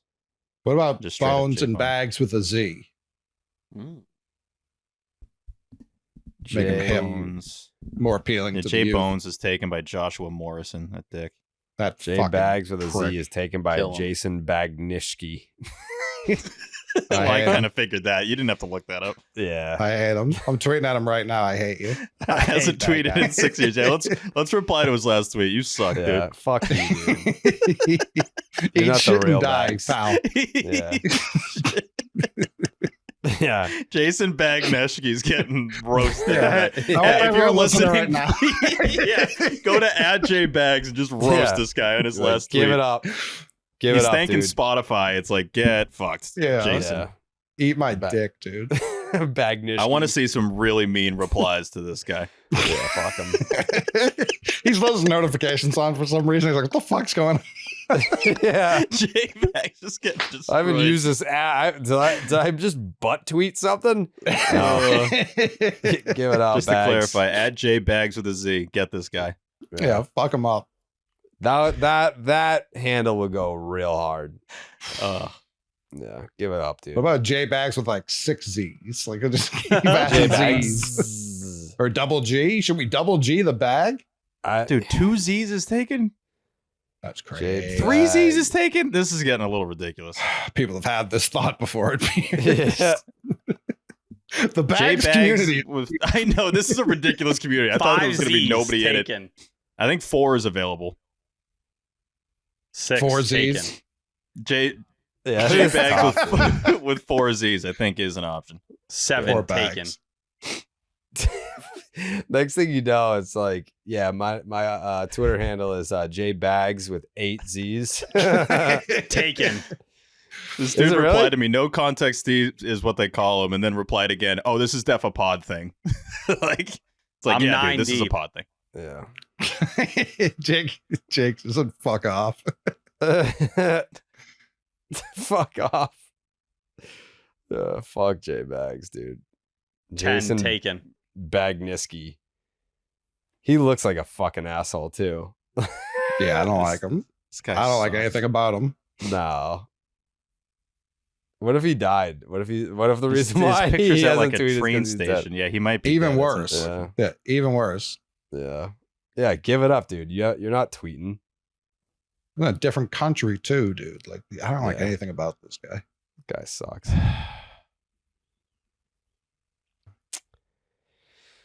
Okay. Yep. When I go to Stop and Shop, I can cross off everything that's on my list. Tactical move! Incoming! Stop and Shop. Look ahead. Stop and Shop. Fuck yeah, fuck yeah. Look ahead. Red Sox win, leave them dead. Red Sox win, I'm seeing red. Stop and Shop, we look ahead. Red Sox win, leave them dead. Red Sox win, I'm seeing red. Stop and Shop, we look ahead. Fuck yeah, fuck yeah. What's better than having to stop and shop, getting it done for all of you? The Stop and Shop look ahead, brought to you by Stop and Shop. Head on down to Stop and Shop right now. Use the promo code Section10 and you'll get 10 cents off your tangerines when you buy at least 5 pounds of tangerines only at Stop and Shop.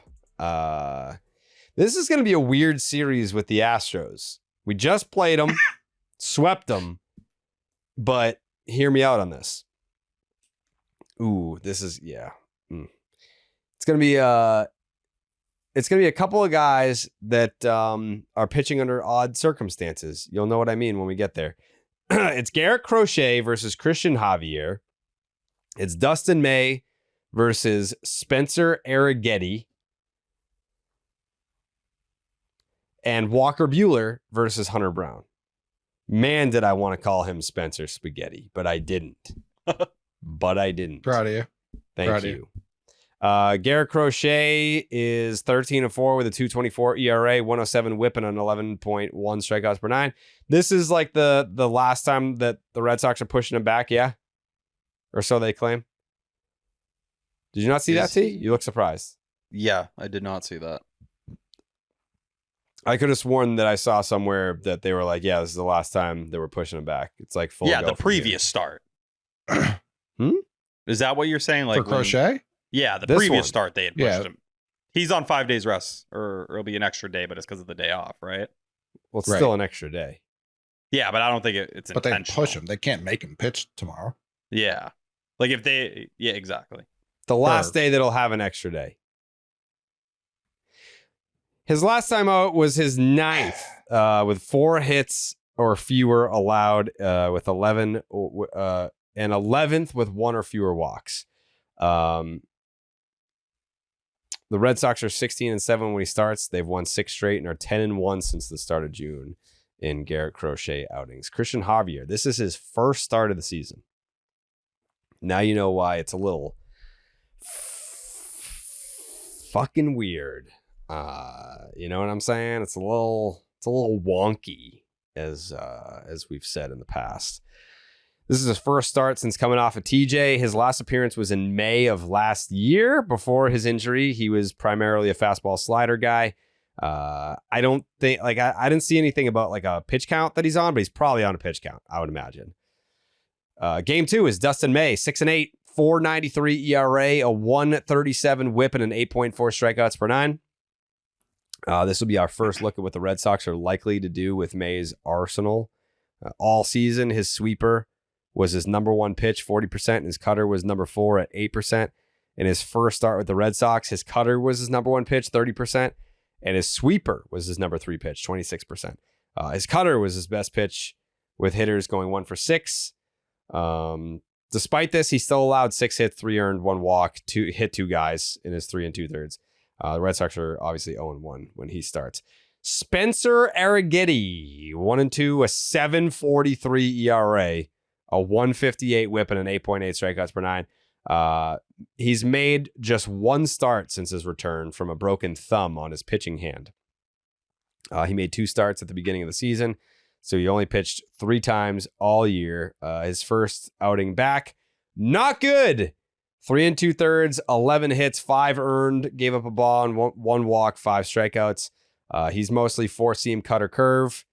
They're fine. The Astros are 1-2 when he starts. Game 3 of this series, Walker Buehler, 7-6 with a 5.40 ERA, 1.56 whip, 6.8 strikeouts per nine. By game score, Buehler is coming off his 3rd best start of the year and his best outing since April 21st. He went 6 innings, 4 hits, 0 earned runs, 1 walk, 4 Ks, 1 hit by pitch. Interestingly enough, Buehler has not had more than 4 strikeouts in a start since June 11th. Buehler has been much better at Fenway than on the road overall this year, except it has flipped since the start of July. At home, 3 starts, 15 innings, 18 hits, 9 earned runs, 4 bombs, 11 walks, 6 strikeouts. On the road, 3 starts, 18 innings pitched, 18 hits, 3 earned runs, no home runs, only 3 walks, 10 strikeouts. Buehler faced Houston and Boston earlier this month. 4 1/3, 9 hits, 3 earned, 1 homer, 3 walks, did not strike out a batter. Buehler has a 3.27 ERA since the start of July, which we mentioned earlier on the show. Red Sox are 12-8 when he pitches and are 5-1 since July 1st. I mean, go figure. Like, you've got Castillo being like, you better fucking step it up, dude. Red Sox are 5-1 in Buehler starts since July 1st. And that's being disingenuous. There's been some tough ones in there that the Red Sox were just able to overcome. Hunter Brown, 9-5, 2.51 ERA, an 0.98 whip, and a 10.6 strikeouts per nine. He leads Major League Baseball, allowing 6.2 hits per nine. His strikeouts have dipped a bit recently. He has 8 games of 9+ strikeouts, including 5 games in a row with 9, but none since the start of July. This has not hurt his performance, though. He has a 2.08 ERA and a 2.13 FIP over his past 3 starts. This includes a 7-inning, 4-hit, 1 earned run, 1 walk, 6 strikeout, 1 hit by pitch appearance against the Boston Red Sox. The heart of his issue might be the dip in fastball velocity. In April, he sat 97.2.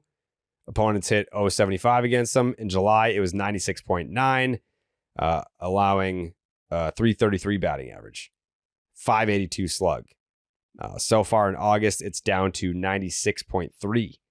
The Astros are 15-8 when he pitches. Again, that is Garrett Crochet versus Christian Javier. That is Dustin May versus Spencer Arrighetti. That is Walker Buehler versus Hunter Brown. When I look ahead, and you wind up dead if you don't listen to what Steve says. Even then, you might still wind up dead.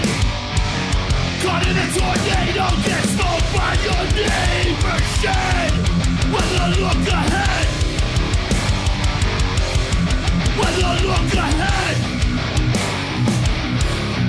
Billy's gummy bears. Chew 'em with your mouth. Weather look ahead is brought to you by Billy's Gummy Bears. Chew them with your mouth. You chew them with your mouth. The Red Sox head to H-Town for a 3-game set with the Houston Astros. Game 1, Monday, 8:10 p.m. Eastern first pitch. Mostly sunny, 89 degrees. It's hot. I was about to say it's hot Atlanta for a reason, man. 5% chance of rain, 7-mile-an-hour winds. Game 2, no. I hate when you do this. What? Why do you? It's the sound of weather, Steve. Yeah, it's it's just weather, the dude. general weather sound is thunderstorms. What does Jared. the sun sound like, Steve? Riddle me that. No, you can't hear the sun. Can't hear the sun. Can't hear the sun. That's exactly what I hear. T, what do you think the sun sounds like? What? I have a point to make. Jerry, this is no way it sounds. Steve, yeah, this is a yes or no question. I don't want any clarification. I just want yes or no. Okay? Yes or no question. Yeah, you're setting me up for failure. Yeah, what do you got? No, I'm not. It's a yes or no question. You ready? Yeah, I'm ready. Yes or no, can it rain while the sun is out? Yes. As you were. That was such a debate move on your part. That was, if I may, let me just make him look bad during his segment. Game 2, Tuesday, 8:10 p.m. Jared? Jesus Christ. I resent you saying that I want to make you look bad on your weather segment. I just you don't have to retort. I just want you to know that I resent that. Steve? Game 2, Okay. Tuesday, 8:10 p.m. first pitch. Few showers. A few showers. So he was right. I was saying for game 1, he wasn't like if he did this for game 2, it makes way more sense. He Game played 2, it you're after right. game 1. He played it after game 1. I think it was a little during game 1, a little bit. Are we gonna get wiped off the fucking planet in game 2? 88 degrees, 32% chance Why of are rain, you 8 answering my mile an hour questions? winds. Why are you I answering don't my think we're gonna get questions? wiped off the face of the earth, but watch out. Game 2 could get a little crazy. But hey, there's a wait, roof, wait. so who cares? Does it say how many inches of rain is coming? 30, I think is what it says. 30 inches of rain? Yep. This could be the big one part 2, but there is a roof. Wait a A second. yardstick of rain. Is Houston? Oh, because of the humidity. Oh, It's the that's humidity. what. Yes, They do get rain. They do get rain. Yes, this they isn't super do. rare. Yes, it's very Then humid. they just in have the Houston. flooding Yes. disaster. Yeah, they have a lot of weather-related issues in Houston. They definitely get a lot of weather. In Yeah. hot H-Town. Yeah, I smoked a cigarette with Josh Reddick in Houston one time. Naturally. Game 3, series finale on Wednesday, 7:10 p.m. I hate these night finales. Partly cloudy, 90 degrees. It's going to feel like 100 degrees. Again, It's going to be AC. You got a retractable roof. You're all good. Yeah. 19% chance of rain, so you can keep the Oh my sound God. effect going. 14-mile-an-hour winds. 19%? So, yeah, which is 1 away from 20. Ooh. So, like, if you're in the Houston area, you probably don't want to go to this game then. Probably not. Honestly, I would say no, because even just getting to the game, it's going to be so hot. It's going to be like 100 degrees. I don't even think that there's parking. I don't think that there's parking. Yeah, they still haven't figured that out. They have no parking by Daikin. Very hot series, but of course, retractable roofs, so don't even worry about it. I expect to see some Section 10 people because of all the road parks. I feel like there's a lot of Sox fans in Houston for some reason. I don't fully know why. I don't think this series is getting played, Steve. Did you just turn it up? You just turned that up, didn't you? No. I don't think the series is getting played. You don't think it's getting played? I don't see how they could, given the circumstances. That is your weather look ahead, brought to you by Billy's Gummy Bears. You chew them with your mouth. Also, just a note to everyone who, not everyone, anyone who complains about the weather segment. Weather look ahead now. Like, the weather can just be the weather, Jared. You know, like, it can just be like, here's what the weather is, and then we move on to predictions. Well, but for why? anyone that's saying what they're saying about what I do during this segment. Nah, what do you got? What do you got? Because I don't think that people understand, like, I'm the voice of the people. Like, you can't just give the weather and not have any questions asked, you know? Because, like, weather is... Yeah, that's a normal weather thing, yeah. Like, well, yeah. The call in line when the Weather Channel's on doesn't. No, that happens in the news all the time. The people at the front desk are like, wait a second, about Tuesday. I'm sometimes, like, weather's not a simple thing. And you know this. No, it's very complicated. Yeah, like, there's a lot of... Like, it can change last second. It can change day of, which makes me look back because we do this days ahead. Well, right. So that's what I'm saying. Like, you should be able to ask questions. Like, yeah, of course, man. Yeah. Yep. If you want to risk your life and go to this series, the Game Time app makes getting tickets even faster and easier. Prices on the Game Time app actually go down the closer that it gets the first pitch. They have killer last minute deals, views from your seat, and their lowest price guarantee. I have been to Houston. It's been a long time. That was 2011, the last time that I was at that ballpark, but it's a good time. It's a nice little ballpark. The fans are... I can't speak to the fans because that was a long time ago. I don't know how they are in Houston. I know how they are when they come to Fenway. They're fine. You know? Yeah. They're fine. So I think like the environment is safe. I don't know if the weather is, but you can get last minute. If you want to wait to see how the weather is and get last minute tickets, Game Time is the place for you. Save up to 60% off buying last minute tickets for sports, concerts, comedy, theater, and more. Save even more when you choose a section and you let Game Time choose the seats for you. Know your total up front with no surprise fees at checkout. Get a panoramic view from your seat in the app before you buy your tickets. The lowest price guarantee or Game Time will credit you 110% of the difference. Your purchase is covered with the most flexible customer service policy in the ticketing industry today. Take the guesswork out of buying tickets with Game Time. Download the Game Time app, create an account, use the promo code SECTION10 for $20 off your first purchase. Terms apply. Again, create an account. Use the promo code SECTION10, SECTION10 for $20 off. Download the Game Time app today. Last minute tickets, lowest price, guaranteed. Okay. Final thoughts, anybody? Steven? Prediction. You do this every time now. Ever since you moved weather. You know what? It's because I'm still getting Whose used fault to is it being after the weather. Okay. It's Steve's fault. I don't know. I was ready for it. I was like, how is this my fault? I'm fully ready to take it. Yeah, We can do quick predictions and then some thoughts. Yeah, I'm not used to predictions coming after the weather. I'm used to it I'm coming not after either. the It fucking... still catches me by surprise a little bit. Yeah. Prediction time, Steven.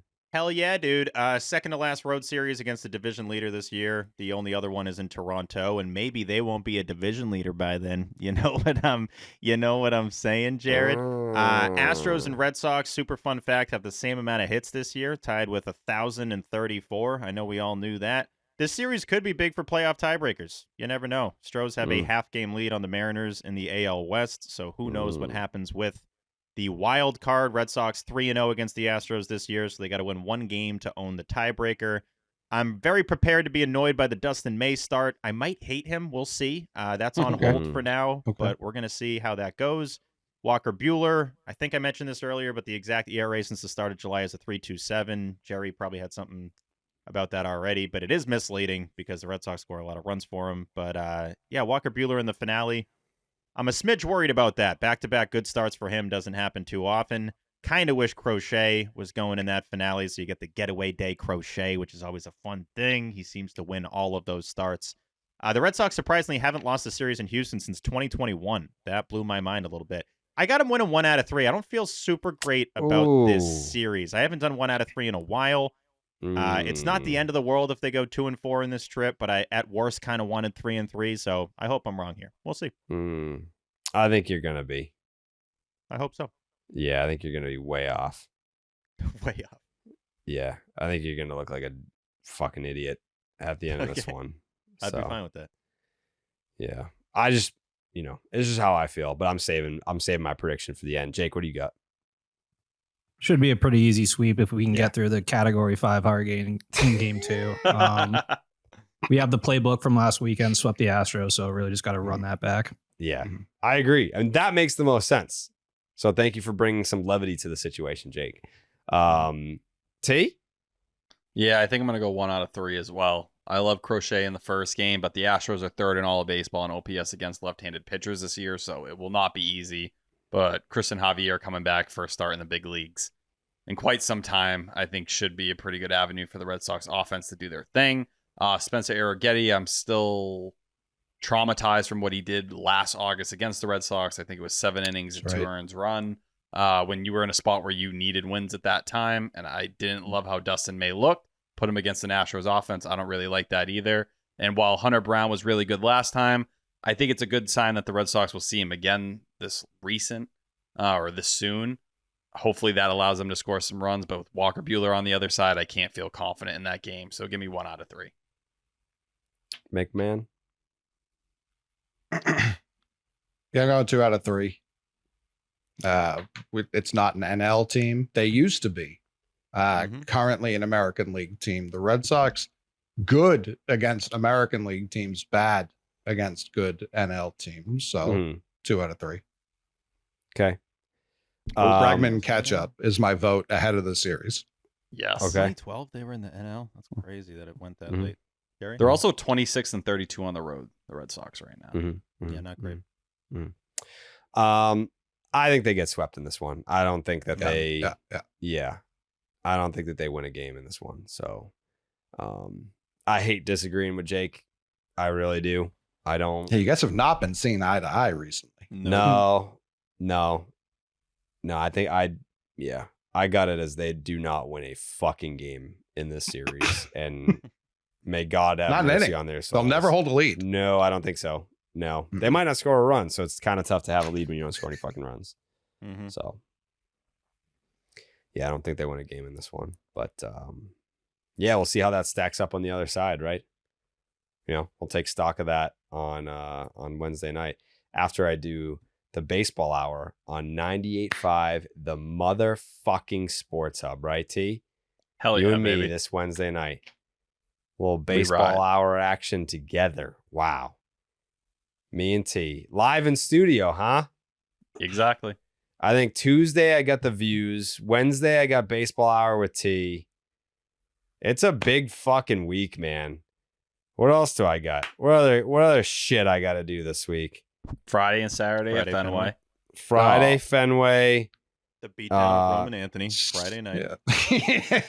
Yeah, we're gonna shake down Roman on Friday. I'm at Fenway on Friday and Saturday for the memorial service. We are. We're inching ever so close. So this is not like an official announcement. We are inching ever so closely to having the Section 10 cruise. Ooh, hell yeah. Yeah. So I just originally, I'll say this. I wanted to do August 21st because it was I guess it's very hard to do harbor cruises last minute on a weekend. People tend to like to do that shit. So I was like, all right, perfect. Thursday, it's a Yankee game. It'll be great. And it's just kind of, it's hard to make a cruise last minute. So I think it's going to happen, but I think it's probably going to be later on. Not like next year later on, but like September later on. Because also I felt bad being like, okay, boom, Section 10 night. Okay, boom, new merch. Like I'm not trying to fucking shake people's pockets. Like that's not what I want to do. I want to do fun stuff, but it's also like it costs. Like we as we said in the announcement, like we've taken over the merch operation. So that means I'm paying for the merch, and then the cruise. It was $8 million to rent the boat. So like we have to, unfortunately, we have to rent the boat, and that's coming out of pocket as well. So I don't want to shake people down. So we'll spread that stuff out so people aren't hurting. Anyways, final thoughts. Rest in peace, David Ortiz's father, the bigger Poppy. Rest in peace. Yep. There was one other one, or two other ones. Oh yeah, OB said on the broadcast tonight that his wife was in the hospital. Said that there was like a surgery involved. Didn't do details or anything like that, but said that she's home. So like, shout out to OB and his family. Hope everything is going better there. And then as always, I'm probably just gonna end every show now pumping until we get to September 17th. Section 10 night, Fenway Park, September 17th. RedSox.com/Section 10 for tickets. Yes, you need to buy a ticket through that link if you want the jersey. It is first come, first serve for sizes, but I believe there will be a jersey for everyone. If you buy a ticket through the link, you do get a jersey, but like sizes while they last, I guess. Do we want to do the same thing we did last year where it's House of Blues before Section 10 night? Is that the plan? Or are we like going to talk? I don't know. Where do we leave off on that? We're going to talk about it. I would love for that to be it. But yeah, we got to confirm that. Okay. So I feel like a talk would be good. Yeah. Yeah, we got to give him a talking. Quick talk. Because like, I think it would be too chaotic to do a live show and then go over there. It's kind of just like, that's a lot of energy to exert. You got to save the nut. Hashtag save the nut. So yeah, a little like meet and greet before. We did it at House of Blues last year. We'll talk to them, see if we can do that again this year. But yeah, section10merch.com. September 1st will probably be the second drop, so you can plan accordingly. Cruise is in the works. And yeah. Coley, final thought? I for sure had one. I know that much to be true. Tolley? What it was. Peyton Tolley?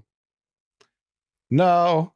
No. He's at least third on the, probably even fourth on guys I'm trying to rip up here from Worcester. I do feel like when you said that, I was remembering, and now I'm thinking about Tolley. Probably going to change my Twitter name to Tolley Mick when he does get called up, and thinking about that a lot. That's going to be great. Lately. A must have. It was baseball related, Coley? Probably. Given the show we do. Maybe. Poop, pee. Pee pee. Sometimes poop and pee. Butts. Little pee pee poo poo. Usually thinking about butts. This is the next 50 minutes. No, it's not about that. It's not butts. No. No, ducks are funny. Celtics? No, it's not the Celtics. No. That's a different show. Section10merch.com. Yeah. For sure. Like I said, wear a shirt to go get your shirt at Section 10 night. 2 shirts. We're pushing 2 shirts. Double shirts. 2 shirts, dude. Wear 2 of them. Gotta have them.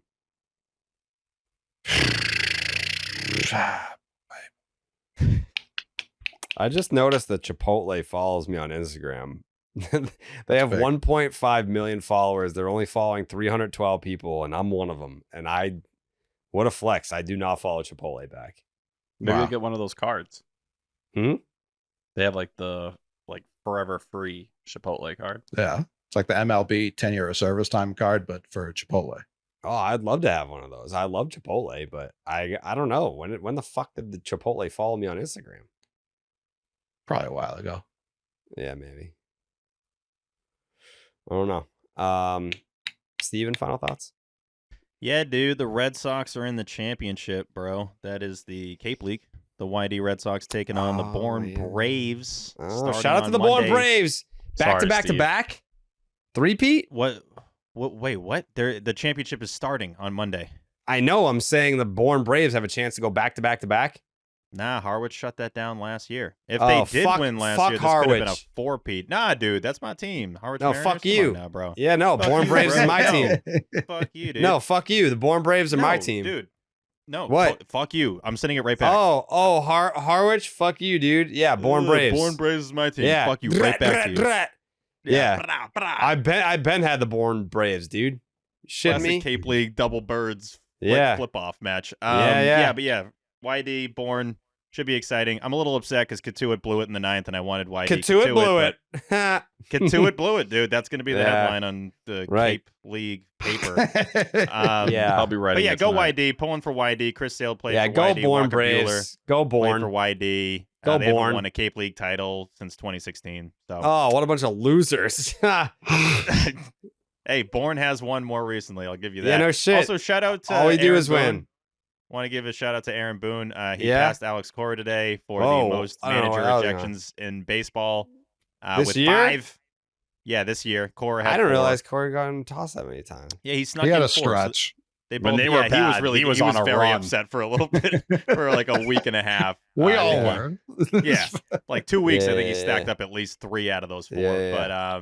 But yeah, Aaron Boone, by the way, on the verge of the most AL manager ejections 5 years in a row. He has had 33 ejections in that span. He's trying to keep that title going. Shout out to you, Booney. Shout out to Booney. I love Aaron Boone.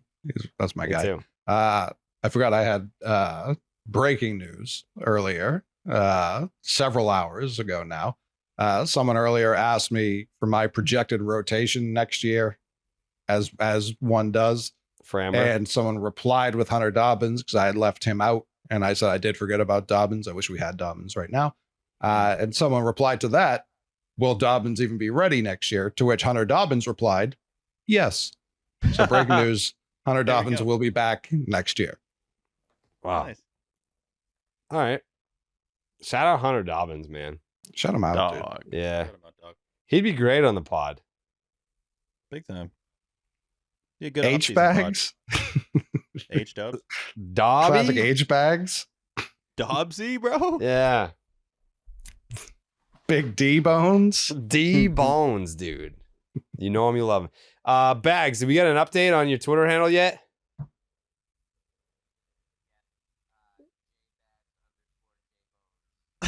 J Bags Bags with an S? underscore J Bones. Did we officially? Oh, he changed it officially. Oh, there it is.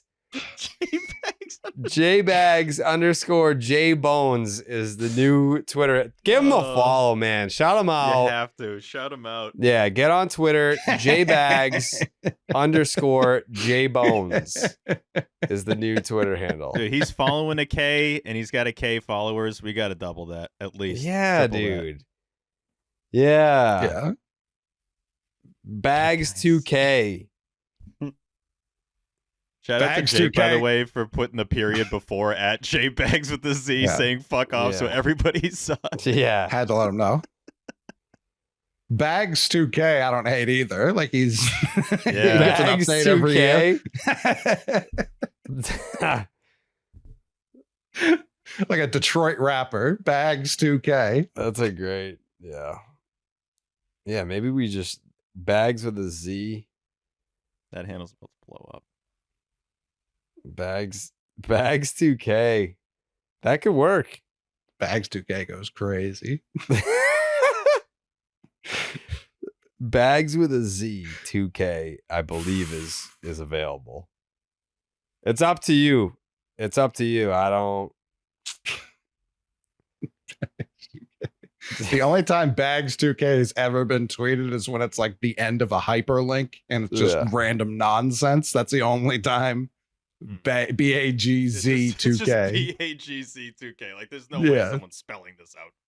Yeah. Well, we gotta know if you're staying put or if you're moving to Bags 2K, because people gotta be able to find you. Okay. Yeah. All right. He's staying put. All right. Good job, Jeremy. Yeah. Handle.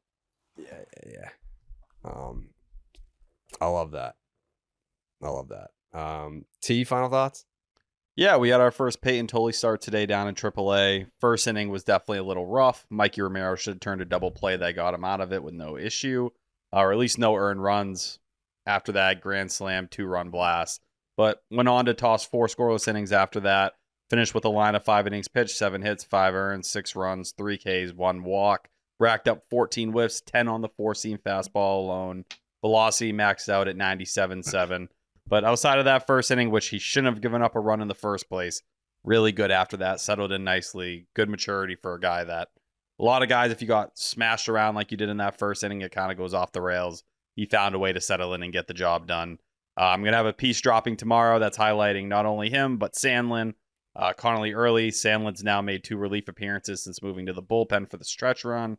Connolly early made his first start at AAA, and it went pretty well. But I'll have breakdowns on all of that dropping tomorrow morning, so keep an eye out for that. Early looks smooth as hell in his start. How many pitches did Tully throw? 70, I think. It was like right around there. They've So been lowering. He settled his in though, workload. right? Like, I know the first inning was dog shit, but after that he looked fine. Yeah.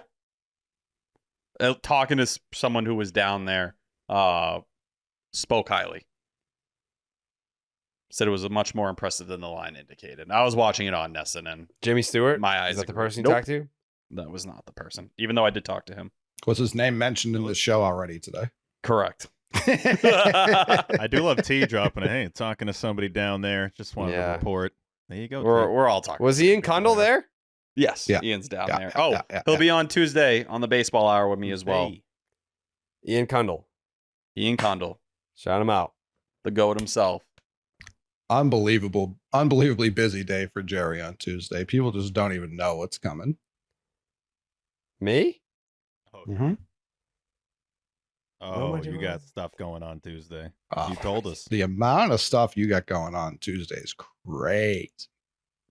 Oh, I'm surprised you told us. Yeah. I was like, we found out from you.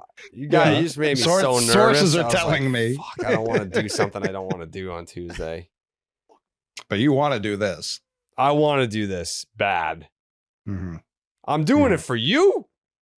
And for you, and for you, and for you, and for you, watching at home. I'm doing it for you too.